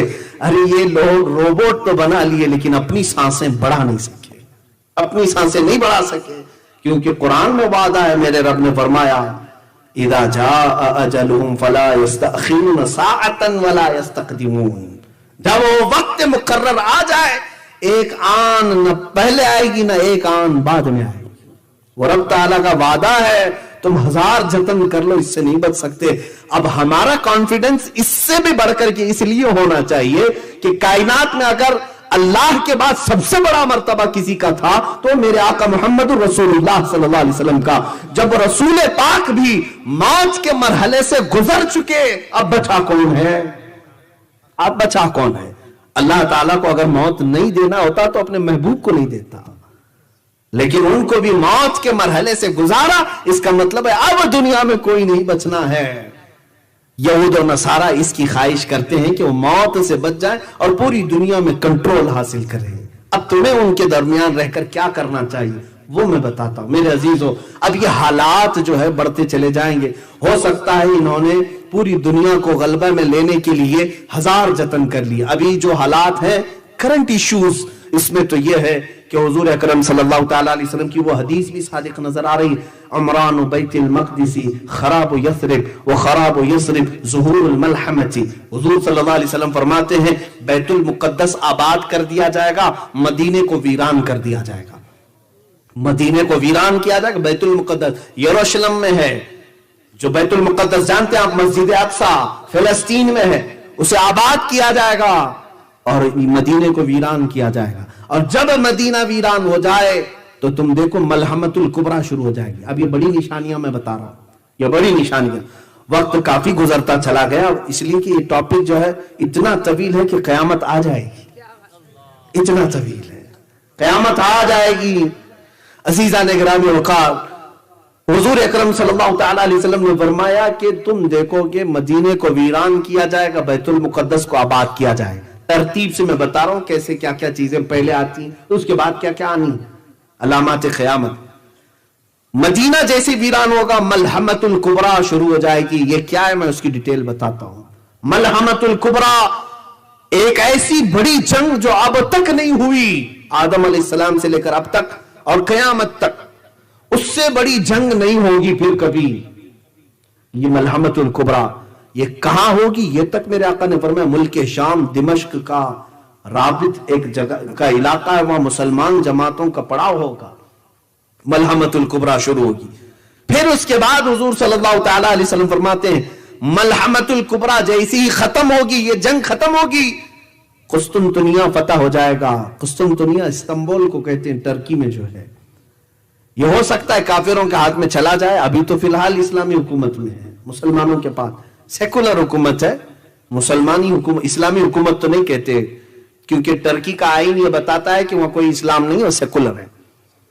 फिलहाल हुजूर अकरम सल्लल्लाहु तआला अलैहि वसल्लम ने फरमाया कुस्तुनतुनिया फतह होगा, और जैसे ही कुस्तुनतुनिया फतह होगा तुम देखोगे दज्जाल जाहिर हो जाएगा, दज्जाल निकलेगा।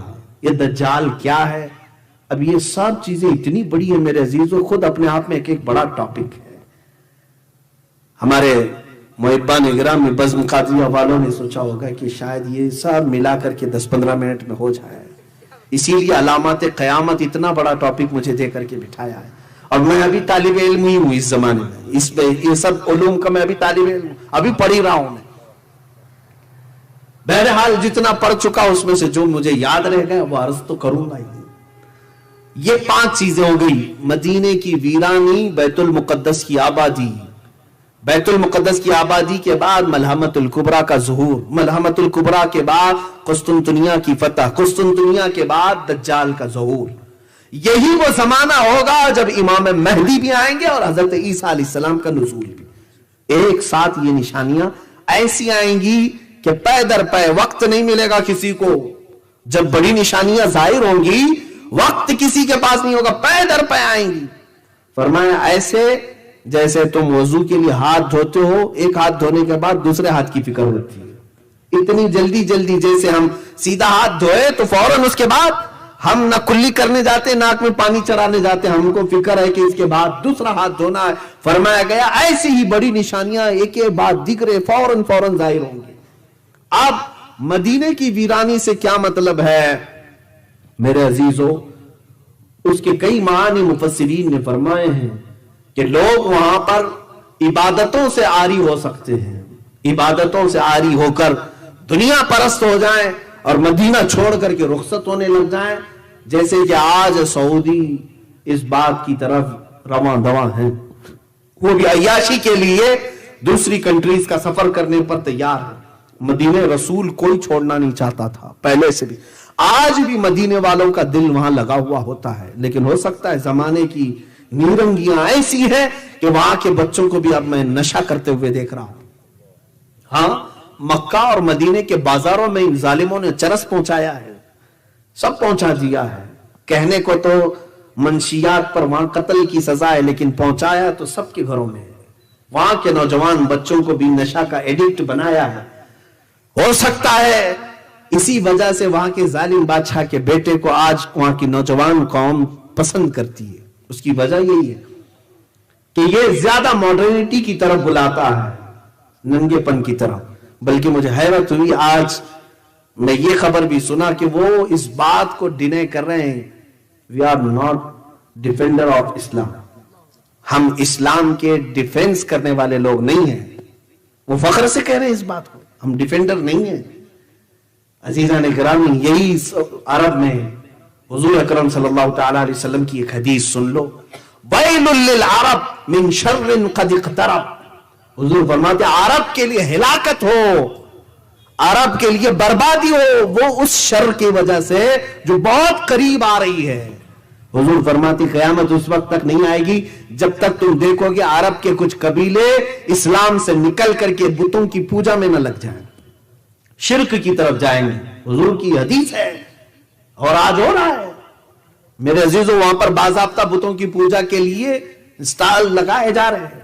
बहुत करीब हम आ चुके हैं, क़यामत के बहुत करीब आ चुके हैं। जितनी हदीस में ये बातें बताई गई थी वो ऐसी रोनुमा हो रही हैं, अल्लाह की पनाह। अब सऊदी अरब वो नहीं रह गया जो हिजाज था, जो अरब शरीफ था। अब तो वहां पर सारी سارے گناہوں کی اجازتیں کھلے عام ملنے لگ جائیں گی. وہاں عورتیں اب پردے کی پابند نہیں ہوں گی, نمازوں کی پابندیوں پر وہ سختی نہیں رہ جائے گی. سینما تھیٹر کھل گئے, بار بھی کھل گئے, شراب بھی آ جائے گی. شراب کی حلت کے بارے میں اب فتوے بھی دیے جانے لگیں گے. وہ شراب حرام تھی جو زمانے رسول میں تھی, اب کی نہیں رہی ہے. پہلے جو ہے انگوروں سے بنائی جاتی تھی, اب تو کیمیکل سے بنائی جاتی ہے. ہر جگہ ملا مل جاتے ہیں, اس طرح کے زرخرید مولوی مل جاتے ہیں میرے عزیزوں, جو بکے ہوئے. ارے یہ حرم کے اماموں کو تک انہوں نے اپنے انڈر میں رکھا ہوا ہے, وہ حق بیان نہیں کر سکتے. خانہ کعبہ کے منبر پر کھڑے ہو کر کے بھی امام بول نہیں پاتا بادشاہ کے خلاف. انہوں نے علماء کو قید کیا ہے. اگر کسی عالم نے منبر پر بیان کر دیا حق بات, دوسرے دن وہ جیل میں ہوگا. یہ وہاں کے حالات ہیں. بلکہ اب تو انہوں نے اسرائیل سے اپنے تعلقات بھی استوار کر لیے, جو مسلمانوں کے خون پر بیٹھا ہوا ہے. وہ اسرائیل جس کے متعلق وہ یہود, میں یہودی ان ظالموں کے بارے میں کہہ رہا ہوں جن کے بارے میں قرآن نے کہا غیر المغضوب علیہم ولا الضالین, اے اللہ ہمیں ان کے راستے پر نہ چلا جن پر تیرا غضب ہوا ہے. کس پر غضب ہوا ہے؟ قوم یہود پر. اور لوگ مجھے کہتے ہیں آپ اتنا زیادہ ایک قوم کو ٹارگٹ کر کے بولتے ہیں. تو میں کہا میں نہیں بولتا ہوں, قرآن کہہ رہا ہے. قرآن جگہ جگہ فرما رہا ہے وَبَاءُوا بِغَضَبٍ مِّنَ اللَّهِ, وہ اللہ کے غضب میں لوٹے ہوئے ہیں. یہی یہود کے بارے میں اللہ فرماتا ہے يَقْتُلُونَ النَّبِيِّينَ بِغَيْرِ حَقٍّ, یہ نبیوں کا قتل کرتے تھے, نا حق قتل کرتے تھے. قرآن کی یہ آیات بتا رہی میرے عزیز. یہودیوں کے متعلق بولنے سے اب یہ لوگ ہم سے کہتے ہیں کہ زیادہ نہ بولیں آپ ایک قوم کے خلاف. میرا مذہب ہی ہے, میری نماز ہی نہیں ہوتی اس وقت تک جب تک میں یہ دعا نہ کر لوں اے اللہ مجھے اس مغضوب قوم کی راستے پر نہ چلا. مجھے تو یہ دعا کرنی ہوتی ہے ہر رکعت میں. اگر نہ بولوں تو پھر میرا اسلام ہی نہیں ہے. عزیزان گرامی وقار, اپنی قوم کو ان تمام شر اور فتن سے آگاہ کرنا ہر عالم کی ذمہ داری ہے, ہر عالم کی ذمہ داری ہے. اب میں بات جو عرض کر رہا تھا وہ یہ ہے کہ مدینے کی ویرانی کیسے ہوگی. ہو سکتا ہے عبادات سے وہ عاری ہو جائیں گے, لوگ وہاں چھوڑ کر چلے جائیں. یہاں تک کہ ایک حدیث میں یہ بھی ملتا ہے کہ تم دیکھو کہ مسجد نبوی میں درندہ آ جائے گا. اللہ کے حبیب صلی اللہ تعالی علیہ وسلم نے فرمایا, بعض محدثین نے اس حدیث کو پڑھتے ہوئے یہ فرمایا ہو سکتا ہے یہ اسی زمانے کے بارے میں فرمایا جب یزید نے حرہ جس کو کہتے ہیں, یزید کے گورنر نے جب مدینے پر چڑھائی کی تھی تو مدینے والوں کو لوٹ لیا تھا. وہاں پر 3 دن تک مسجد نبوی میں اذان نہیں ہوئی تھی, گھوڑے باندھے گئے تھے. وہ ایام حرہ کے متعلق بھی یہ ہو سکتی ہے حدیث, لیکن قیامت کے قریب کے متعلق حدیث آئی ہے. تو مدینے کی ویرانی کے فوراً بعد جو حضور نے فرمایا وہ بیت المقدس کی آبادی وہ اس زمانے میں لگ رہی ہے. یروشلم کو انہوں نے اپنا کیپٹل بنا دیا. یہ سب نیوز آپ کو معلوم ہوگی. اسرائیل اب اپنے کیپٹل یروشلم کو بنایا, بیت المقدس کو امریکہ نے اس کو تسلیم کر لیا, بڑی بڑی کنٹریز نے تسلیم کر لیا. آج تک یہ معمہ تھا, آج تک یہ جو ہے لائن حل مسئلہ تھا کہ فلسطین اور اسرائیل کے درمیان یہ پہلے سے اقوام متحدہ جو UN ہے وہ اس کو تسلیم نہیں کرتا کہ تل اویو جو اسرائیل کا کیپٹل تھا وہیں تم رہو. لیکن آج اس نے دادا گیری کر کے بیت المقدس پر ہم قبضہ کر لیا اور اپنی سفارت خانے بھی دوسری کنٹریز کے وہاں منتقل کر دیے, اپنا کیپٹل بنا دیا. اور اب یہود کا منصوبہ یہ ہے کہ بیت المقدس مسجد اقصی کو ختم کرنا ہے. وہاں پر انہوں نے جعلی ارتھ کویک بھی لائے, زلزلے لا کر کے کسی طرح مسجد گر جائے. اس کے بعد ان کو ہیکل سلیمانی بنانا ہے, 3rd ٹیمپل اس کو کہیں گے, یہ بنانا ہے. کیونکہ یہودیوں کے عقیدے میں یہ ہے کہ جب 3rd ٹیمپل بنائیں گے تب ان کا مسیحا آئے گا. وہ مسیحا کس کو کہتے ہیں؟ دجال کو کہتے ہیں. دجال کے انتظار میں ہیں یہودی, کیونکہ دجال کی فوج میں سب سے زیادہ جو لوگ ہوں گے وہ صرف یہودی ہوں گے. یہودی اس کے انتظار میں روزانہ نہ جانے کیا کیا بلی چڑھاتے ہیں, تسبیح پڑھتے ہیں, اس کے آنے کے انتظار میں دعائیں کرتے ہیں. دیکھیں مسیحا کا لفظ جو ہے 3 بڑے مذہبوں میں ملتا ہے, یہودیوں کے مذہب میں, عیسائیوں کے مذہب میں اور ہمارے مذہب میں بھی مسیحا کا لفظ, لیکن ڈیفرنٹ ہے. سوچنے کی فکر کرنے کی طریقہ الگ الگ ہے. یہودی دجال کو مسیحا سمجھتے ہیں اور مسلمان اور عیسائی عیسیٰ علیہ السلام کو مسیحا سمجھتے ہیں. ہم بھی عیسیٰ علیہ السلام کے انتظار میں ہیں. عیسائی بھی انتظار میں ہیں. بعض عیسائی، بعض تو یہ کہتے ہیں کہ وہ مصلوب ہو گئے، قتل ہو گئے، ان کو پھانسی دے دی گئی. لیکن بعض ان میں بھی بہت ساری فرقے ہیں، آرتھوڈکس ہیں، کیتھولک ہیں، پروٹسٹنٹ ہیں، سب کے عقیدے اپنے اپنے الگ الگ بنے ہوئے ہیں. انجیلوں کی بھی قسمیں الگ الگ ہو گئی، بائبل کی کتنی. بہرحال ایک متفقہ عقیدہ یہ ہے کہ عیسیٰ علیہ السلام دوبارہ آئیں گے، اور مسلمانوں میں تو سب میں اتفاق ہے. حضور نے فرمایا قیامت اس وقت تک نہیں آئے گی جب تک عیسیٰ ابن مریم نازل نہ ہو جائے. حضور نے فرما بھی دیا ہے کہاں آئیں گے، کیسے آئیں گے. دمشق میں آئیں گے، ملک شام میں عیسیٰ علیہ السلام وہاں آئیں گے. اب یہ بعد کی باتیں ہیں، یہ علامات. اور تو یہاں بات تھی بیت المقدس کی آبادی. 2 لاکھ بستیاں ابھی یہودیوں نے بنائی، جہاں پر بینڈ تھا 2 لاکھ لوگوں کو بسا دیا. یہ آباد کرتے جا رہے ہیں، اور سارے 5 سٹار ہوٹل یروشلم کی طرف جا رہے ہیں. یہ بیت المقدس کی آبادی ہے. فرمایا گیا تھا جو حدیث میں کہ بیت المقدس آباد ہوگا، مدینے کو ویران کیا جائے گا. سوچو آپ، یہ تو میں صرف گیس کر کے آپ کو قریب کرنا چاہ رہا ہوں. اس کے بعد ان لوگوں نے ساری ملٹی نیشنل کمپنیاں جتنی بھی ورلڈ کی ہیں ان سب کا سینٹر انہیں اسرائیل میں بنانا ہے، یروشلم میں بنانا ہے. چند دنوں کے بعد آپ دیکھو گے یہ جو سپر پاور ہیں یہ بھی سب ٹوٹ کر بکھر جائیں گے، اور 1 ورلڈ آرڈر کے اعتبار سے سب اسرائیل کی طرف منتقل ہو جائیں گے. سب کو وہ اپنا کرتا دھرتا اسی کو ماننا شروع کر دیں گے. بہرحال یہ وہاں کے ایک عالم نے بھی خود بیان کیا، یہودی عالم نے، وہ ربی ہے، اس نے خود بیان کیا ہے. ابھی ابھی کی بات ہے، لاک ڈاؤن کے ٹائم پہ اس نے خود ایک بیان دیا کہ ہمارے نیکسٹ پلان کیا کیا ہے. بہرحال اگر ہم بیان کریں تو کون سا قصور ہے. عزیزان گرامی وقار، یہ بیت المقدس کی آبادی، مدینے کی ویرانی کے بعد جو ملحمت الکبریٰ ہے وہ کیا ہے سنیں. ایک جنگ ہوگی، بہت بڑی جنگ، جس کا ذکر ان کی مقدس کتابوں میں بھی آیا ہے، جس کو ہرمجدون کہا گیا اردو میں، اور انگلش میں ارمیگڈون کہتے ہیں. ارمیگڈون تلاش کر لینا میرے بچوں، اس کو پڑھو، آپ تحقیق کرو قیامت آنے سے پہلے کیا کیا ہوگا. یہ سب میرے آقا مخبر صادق صلی اللہ علیہ وسلم نے بیان کیا. یہ جنگ اتنی خطرناک ہوگی. حضور پاک صلی اللہ علیہ وسلم فرماتے ہیں اسلام کے مخالف جو لوگ آئیں گے وہ 80 جھنڈوں کے نیچے آئیں گے. ہر جھنڈے کے نیچے 12,000 کی فوج ہوگی. تعداد بھی میرے آقا نے بیان کی. اس اعتبار سے دیکھا جائے کیلکولیشن کر کے 9,60,000 کی فوج تم سے لڑنے کے لیے آئے گی. اب یہ مسلمانوں کے لیے بڑا ہی سخت ترین دن ہوگا.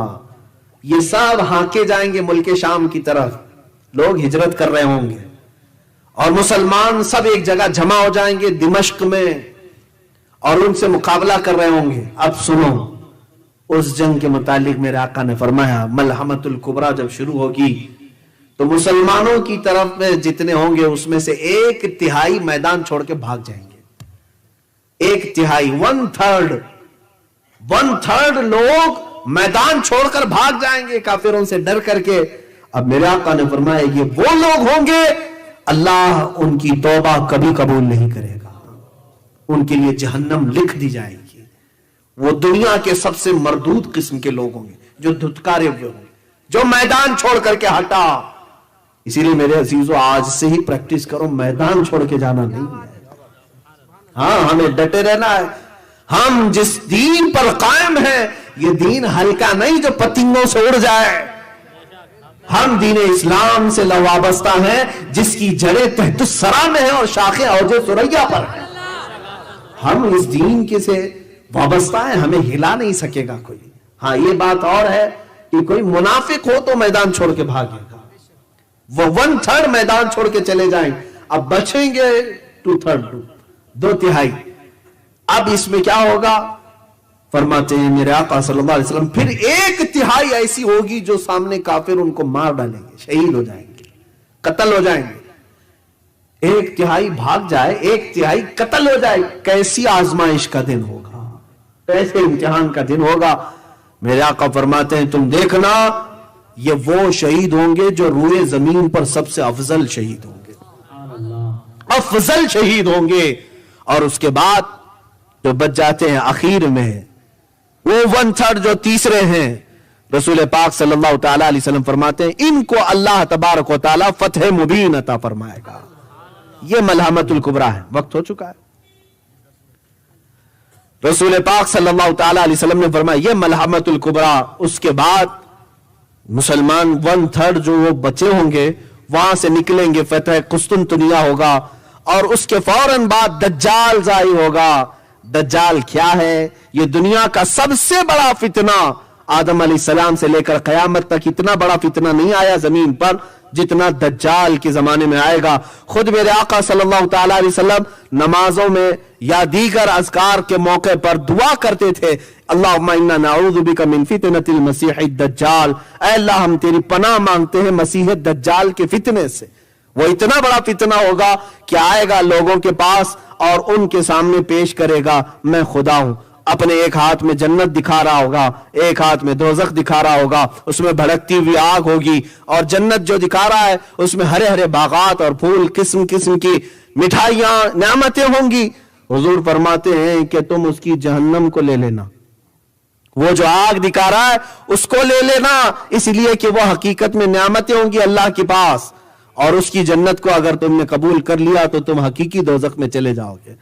वो तुम्हें कहेगा तुम मान लो कि मैं खुदा हूं जिसके तुम सजदे करते थे, मैं आसमानों से उतर आया हूं, मैं इबादत के लायक हूं, तुम मुझे सजदा करो, इबादत करो। मैं समझ नहीं पाता आज बाज लोग जो झाड़ के लिए झुक जाते हैं, पत्थरों के पास झुक जाते हैं, छोटी सी बीमारियों में अगर कोई बाबा फूक मारे उसको खुदा मान लेते हैं, फिर दज्जाल को पता नहीं क्या क्या मानेंगे वो लोग, क्योंकि दज्जाल बारिश बरसा के दिखाएगा, जमीन से सब्जे उगा कर दिखाएगा, मुर्दे को जिंदा करके दिखा देगा। ये बड़ी बड़ी चीजें। तो जो जाहिल है वो जट वाले बाबाओं को अल्लाह का वली बोल देते हैं, तो दज्जाल को पता नहीं क्या कह देंगे, कितने अलकाब से उसे नवाज देंगे कि ये तो उसको पीर बना लेंगे।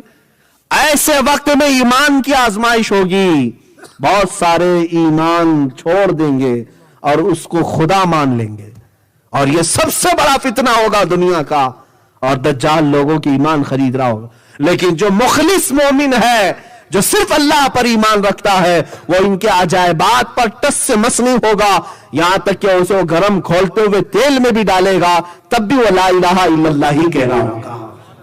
अजीज़ान गिरामी, ये दज्जाल का फितना जैसे ही खत्म होगा, ये कैसे खत्म होगा?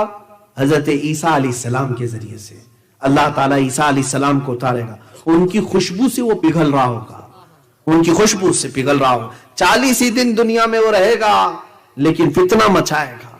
बाज ने कहा है कि 7 साल रहेगा, बहरहाल लेकिन बड़ा फितना करेगा, लोगों को बहकाएगा, और उसके बाद ईसा अलैहिस्सलाम अपनी तीर से मकाम लुद में उसे मारेंगे।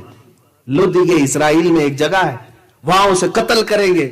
उसके बाद अब जो खुशी की बात है, क़यामत से पहले इतनी बातें अलामात आपने सुनी, सब में डर ही लगा, डर ही लगा। लेकिन खुशखबरी की बात यह है, मेरे आका फरमाते हैं उसके बाद पूरी दुनिया में सिर्फ परचम इस्लाम लहराएगा। जो अल्लाह का वादा है, वल्लज़ी अरसला रसूलहु बिल हुदा व दीनिल हक़ लियुज़हिरहु अला दीनि कुल्ली, वो खुदा है जिसने अपने रसूल को भेजा दीन हक के साथ और हिदायत के साथ, इसलिए कि ये दीन पूरी दुनिया पर गालिब करके रहेगा। वो गलबा उस वक्त आएगा, और वो किसके हाथ से होगा? इमाम मेहदी के हाथ से होगा। इमाम मेहदी कौन है? मेरे आका फरमाते मेरी औलाद में एक अखीर जमाने में मेरा बेटा पैदा होगा जिसका नाम मेरे नाम से मुशाबे होगा। हजरत इमाम मेहदी का नाम मोहम्मद होगा। वो सादात में से होंगे, अहले बैत में से होंगे, और मदीने तैयबा में उनकी परवरिश होगी, और वो मक्का मुकर्रमा में आएंगे, और रमजान का महीना होगा। उस वक्त एक फौज आएगी हबशा की तरफ से या अफ्रीका की तरफ से, जो खाने काबा को ढाने की कोशिश करेगी, और उस वक्त मुसलमान घबराए हुए होंगे। सारे तवाफ़े काबा में रमजान का आखिरी अशरा गुजर रहा होगा, सब डर करके उस फौज से सहम चुके होंगे। इमाम मेहदी उठेंगे और अपने हाथ उठाकर दुआ करेंगे, अल्लाह जमीन को फाड़ देगा, वो पूरी फौज धंस जाएगी। अल्लाह खाने काबा की हिफाजत फरमाएगा इमाम मेहदी के जरिए। तब वहां पर मौजूद सारे लोग पहचान लेंगे कि ये इमाम मेहदी हैं। उससे पहले कोई भी झूठा मेहदी आए तो उसे پکڑ کر کے باہر لے جانا، اس لیے کہ امام مہدی گلی کوچے نکڑ پر نہیں آئیں گے، خانہ کعبہ کے پاس، اور وہ بھی جب خانہ کعبہ کی حفاظت کے لیے ضرورت ہوگی تب وہ ظاہر ہوں گے، اور اس کے بعد سارے لوگ انہیں پہچانیں گے، لیکن اس کے بعد ان کو بھی کچھ لوگ قتل کرنے کی کوشش کریں گے۔ امام مہدی اپنی فوج کو لے کر ملک شام چلے آئیں گے، دمشق میں آپ امامت فرما رہے ہوں گے، اسی وقت عیسیٰ علیہ السلام نازل ہوں گے، آپ کے پیچھے حضرت عیسیٰ علیہ السلام بھی نماز پڑھیں گے، بنی اسرائیل کے نبی امت محمدیہ کے پیچھے نماز پڑھیں گے، امام مہدی کے ساتھ پھر جو غلبہ اسلام ہوگا، امام مہدی ایک ایسا دور لے آئیں گے، میرے آقا نے فرمایا تم دیکھو گے امن ایسا ہوگا کہ بکری شیر کے ساتھ چل رہی ہوگی اور بھیڑیا بکریوں کے ساتھ، لیکن ایک دوسرے پر کوئی ظلم نہیں کرے گا، کوئی بھی دنیا میں دودھ میں پانی نہیں ملائے گا، اور کوئی بھی دنیا میں خلط ملط نہیں کرے گا، امانت میں خیانت نہیں کرے گا، پوری دنیا کو امام مہدی عدل سے بھر دیں گے، پرچم اسلام لہرائے گا، یہاں تک کہ حضور فرماتے ہیں جو دین حضور لے کر کے آئے تھے خالص اس دین کی طرف امام مہدی لے کر کے جائیں گے، یعنی سارے فرقے ختم ہو جائیں گے، ساری جماعتیں ختم ہو جائیں گی، سارے باطل پیر مر جائیں گے، صرف اور صرف ایک ہی جھنڈا لہرائے گا، وہ حق جماعت کا ہوگا، وہ امام مہدی کے ہاتھوں ہوگا، اور ان کی علامات آنے سے پہلے جو بتائی گئی ہیں 2-3 باتیں بتاتا ہوں، 10 منٹ کا ہے۔ امام مہدی جس رمضان میں آئیں گے یا اس سے پہلے کی علامات میں فرمایا گیا، رمضان میں تم دیکھو کہ چاند کو گرہن لگ چکا ہوگا 2 مرتبہ، سورج گرہن ہو چکا ہوگا، ایک ہی رمضان میں چاند کو بھی گرہن لگے، سورج کو بھی گرہن لگے، اور اس کے بعد امام مہدی کے ظہور کی علامات ہیں۔ بہرحال اس کے بعد حضور اکرم صلی اللہ تعالی علیہ وسلم نے فرمایا ایک جماعت آئے گی خراسان سے۔ خراسان کہاں ہے؟ یہ افغانستان، ایران اور رشیا کا کچھ حصہ، اس کو خراسان کہا جاتا تھا۔ کالے جھنڈے لے کر کے وہ لوگ نکلیں گے اور سیدھے وہ امام مہدی کے ساتھ آ کر ایلیا بیت المقدس پر اپنے پرچم لہرا دیں گے، اور پھر اللہ کا یہ گھر بیت المقدس اسلام اور مسلمانوں کے لیے آزاد ہوگا۔ یہ بھی خوشخبری ہے، یہ 40 سال کا امن و امان کا زمانہ گزرے گا، اور اس کے بعد امام مہدی کی وفات ہوگی۔ حضرت عیسیٰ علیہ السلام مدینہ طیبہ میں وفات پائیں گے، میرے آقا صلی اللہ تعالیٰ علیہ وسلم کے قدموں میں آپ دفن بھی ہوں گے۔ آج بھی میرے آقا کے مزار اقدس کے پاس ایک جگہ خالی ہے جو حضرت عیسیٰ علیہ السلام کے لیے ہے۔ یہ قیامت سے پہلے بڑی نشانیاں یہ چند ہو گئی، اس کے بعد اب جو ظاہر ہوگا وہ دابت الارض۔ اس سے پہلے روایات میں اختلاف ہے، یاجوج ماجوج بھی آ کر کے چلے جائیں گے۔ یاجوج ماجوج ایک جماعت ہے، وہ دجال کے ظاہر ہونے سے پہلے آئے گی، اور وہ بھی قوم فساد مچائے گی، لیکن اتنا نہیں جتنا دجال مچائے گا۔ ہاں لیکن وہ مارے بھی کیسے جائیں گے؟ ایک کیڑا اللہ ان کی گردنوں پہ چھوڑ دے گا، شاید وہ کورونا ہی گردن میں ہی آتا ہے، تھروٹ انفیکشن سے ہی آتا ہے، اور حدیث میں ملتا ہے گردن میں ان کے کیڑا چھوڑ دے گا، اسی کیڑے کی وجہ سے پوری یاجوج ماجوج قوم مر جائے، ختم ہو جائے۔ یہ نشانی ختم ہو گئی، اب بچتی ہیں باتیں، 2 بڑی نشانیاں، ایک دابت الارض، ایک جانور نکلے گا اور اس کے ہاتھ میں ایک لاٹھی اور اس کے ہاتھ میں ایک انگوٹھی۔ اب وہ جو مسلمان ہوگا اور جو کافر ہوگا وہ علامتیں لگاتا چلا جائے گا۔ اب اس کے بعد کوئی مسلمان کافر نہیں ہوگا، کوئی کافر مسلمان نہیں ہوگا۔ اسی اسنا میں اچانک ایک دن ایسا آئے گا جب سورج پچھم سے نکل آئے گا۔ سورج آج کہاں سے نکل آتا ہے؟ ایسٹ سے، مشرق سے، لیکن اس وقت سورج مغرب سے نکل آئے گا۔ لیکن ایسا نہیں ہے کہ پورا دن وہاں جا کے ڈوبے گا، آدھا دن رہے گا، پھر واپس اپنی منزل پر ہی جا کر ڈوبے گا۔ یہ وہ دن ہے جس کے بارے میں حدیث میں ہے آخری دن ہے دنیا کا جس کے بعد توبہ کا دروازہ بند کر دیا جائے گا۔ اب کسی کی توبہ قبول نہیں کی جائے گی۔ کوئی ایمان لائے تو ایمان نفع نہیں دے گا، کوئی اپنی برائیوں سے توبہ کرے تو اسے توبہ نفع نہیں دے گی۔ ان کے بعد یہ سارے مسلمان ایک کے بعد دیگر انتقال کرتے چلے جائیں گے۔ قیامت جو آئے گی وہ مسلمانوں پہ نہیں آئے گی۔ یہ بھی ایک اچھی بات ہے ہمارے لیے، اللہ ایمان کے ساتھ زندہ رکھے۔ مسلمانوں پر، ایمان والوں پر قیامت نہیں آئے گی۔ ایمان والے دنیا سے رخصت ہو چکے ہوں گے، سب جا چکے ہوں گے۔ اب جو دنیا میں پھر سے کفر و شرک بڑھے گا، پھر برائیاں ہوں گی، تب پھر لوگ ایک دن ایسا ہوگا اپنے اپنے کاموں میں سب مصروف ہوں گے۔ اور حدیث میں ملتا ہے کوئی درزی کپڑے کاٹ رہا ہے، کوئی دودھ دونے والا گائے کا دودھ نچوڑ رہا ہے، دودھ دو رہا ہے، اور کوئی جو ہے اپنی کھیتی باڑی میں کام کر رہا ہے، کوئی ماں اپنے بچے کو دودھ پلا رہی، اچانک سور کے پھونکنے کی آواز آئے گی۔ یہ حضرت اسرافیل علیہ السلام کے ہاتھ میں ایک سین کی شکل کی باجے کی طرح ہلکی ہلکی ہلکی ہلکی آواز آئے گی۔ اس کے بعد یہ آواز بڑھتی چلی جائے گی، اتنی بڑھ جائے گی، اتنی بڑھ جائے گی کہ اچانک جو لوگ جس کام میں ہیں سب چھوڑ کر بیٹھ جائیں گے۔ کینچی ہاتھ سے نکل جائے، پھاوڑا اس کے ہاتھ سے چھوٹ جائے، ماں اپنے بچے کو اچھال کر پھینک دے گی۔ یہ اچانک جو دن آئے گا، پھر اللہ فرماتا القاریہ ما القاریہ، دل دہلا دینے والی، تو کیا جانے دل دہلانے والی۔ یہ سارے لوگ اس آواز کے سنتے ہی غش کھا کر گر پڑیں گے، سب مر جائیں گے۔ اب اس کے بعد چاند کو پھاڑ دیا جائے گا، سورج کو ٹکرا دیا جائے گا، ستارے آپس میں ایک دوسرے سے ٹکرا جائیں گے، زمین آسمان کا نظام ختم کر دیا جائے، زمین نکال دی جائے گی، قبروں میں جتنے سوئے تھے سب کو اٹھایا جائے گا۔ اب یہ بعد کی بات ہے، اس سے پہلے یہ سب فنا ہو جائیں گی۔ کل من علیہا فان ویبقى وجہ ربک ذو الجلال والاکرام، یہاں تک کہ سور پھونکنے والا فرشتہ بھی انتقال کر جائے گا۔ سارے فرشتے، سارے ملائے اعلیٰ، سارے انبیاء، سارے رسل، سارے انسان سب فنا ہو جائیں گے۔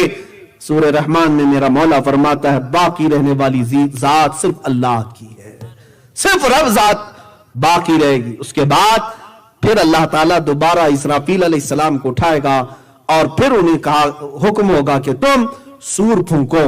اب دوبارہ وہ جب سور پھونکیں گے تب پھر جو ہے سارے انسان اپنی اپنی قبروں سے اٹھیں گے۔ وہ کیسے اٹھیں گے؟ اس میں میرے آقا نے فرمایا پوری روئے زمین پر سب سے پہلے اٹھنے والا میں اپنی قبر سے ہوں گا، اور میں اس حال میں اٹھوں گا کہ میرا ایک ہاتھ ابو بکر کے کندھے پر ہوگا، دوسرا ہاتھ عمر فاروق کے کندھے پر ہوگا، اور حضور اکرم صلی اللہ تعالیٰ علیہ وسلم میدان محشر میں تشریف لائیں گے۔ یہاں تک کا تو میرا ٹاپک تھا علامات قیامت۔ اب اس کے بعد جو ہوگا وہ قیامت کے دن کا معاملہ ہے، وہ خود ایک الگ ٹاپک ہے۔ وہاں کیا کیا ہونا ہے، حساب کس کا کیسا ہونا ہے، کس سے کیا کیا پوچھ ہوگی، پھر کسی اور وقت پہ ہم عرض کریں گے۔ لیکن اتنی بات ضرور ہے اے سنی مسلمانوں، یہ سارا قیامت کا منظر جو قائم ہوگا وہاں ہمارے لیے ایک امید کی بات ہوگی کہ اگر وہاں بولی کسی کی بولی جا رہی ہوگی تو صرف میرے آقا کی ہوگی، رسول پاک کی بولی جا رہی ہوگی۔ کیونکہ مختصراً یہ بات بتا دوں، حساب کتاب کا دن ہے، انبیاء بھی ڈرے ہیں، رسول بھی ڈرے ہیں۔ کم من ملک فی السماوات لا تغنی شفاعتهم، قرآن کہتا بڑے بڑے فرشتے ایسے ہیں وہ شفاعت کرنے سے ڈر رہے ہوں گے۔ اللہ جسے اجازت دے گا وہی اس دن بات کرے گا، اور اس دن کسی کو بات کرنے کی اجازت نہیں۔ ساری قوم آدم علیہ السلام سے لے کر عیسیٰ علیہ السلام تک پھرتی ہوگی اجازت لے کر سفارش کروانے کے لیے، اللہ کو ہم سے راضی کرا دو، اللہ کو ہم سے راضی کرا دو، حساب کتاب شروع کروا دو۔ سبوں نے منع کیا، ایک ذات ہے میرے آقا کی، محمد رسول اللہ کی۔ آپ فرما رہے ہوں گے انا لہا انا لہا، کہیں گے اور نبی اذهبوا الی غیری، میرے حضور کے لب پر انا لہا ہوگا۔ میرے آقا کی بارگاہ میں جب قوم آئے گی تب پھر میرے آقا سجدہ کریں گے اور اللہ فرمائے گا اے محمد سر اٹھاؤ، جس کے بارے میں کہو گے قبول کیا جائے گا۔ حضور سفارش کریں گے، یہ قیامت کا منظر ہے۔ اب جب ذات اتنی بات میں نے بتا دیا میرے عزیزو کہ حضور جب سر اٹھانے کے لیے اللہ فرما رہا ہے، تب اس کے بعد اللہ تعالیٰ نے چاہا تو مومنین کا بیڑا پار بھی ہوگا، کیونکہ میرے آقا اس وقت تک راضی نہ ہوں گے جب تک ہر ایمان والا حضور کا امتی جنت میں نہ چلا جائے۔ میرے آقا سفارش کریں گے۔ اسی لیے امام اہل سنت فاضل بریلوی، امام عشق و محبت نے یہ فرمایا، پہلے ان کے برادر گرامی کا شعر تو سن لیں۔ امام زمن فرماتے ہیں یہ قیامت کا منظر اللہ چاہے تو ڈائریکٹ جنت میں بھیج دے، ڈائریکٹ اٹھا کر قبروں سے دوزخ میں بھی بھیج دے، وہ قادر ہے، جس کو چاہے وہ جانتا ہے سب کے اعمال۔ لیکن وہاں کھڑا کیا جا رہا ہے، سب انبیاء کے پاس انہیں گھمایا گیا، میزان عمل میں تولا گیا اور حوض کوثر پر بلایا گیا، پل صراط سے گزارا گیا۔ یہ سارا منظر امام زمن فرماتے ہیں فقط اتنا سبب ہے انعقاد بزم محشر کا، فقط اتنا سبب ہے انعقاد بزم محشر کا کہ ان کی شان محبوبی دکھائی جانے والی ہے۔ قیامت اس لیے ہو رہی ہے، اسی لیے امام اہل سنت نے فرمایا خلیل و نجی مسیح و صفی سبھی سے کہیں نہ بنی، خلیل و نجی مسیح و صفی سبھی سے کہیں نہ بنی، یہ بے خبری کی خلق پھری کہاں سے کہاں تمہارے لیے۔ یا رسول اللہ دہن میں زبان تمہارے لیے، بدن میں ہے جان تمہارے لیے، ہم آئے یہاں تمہارے لیے، اٹھے بھی وہاں تمہارے لیے۔ وآخر دعوانا الحمدللہ رب العالمین۔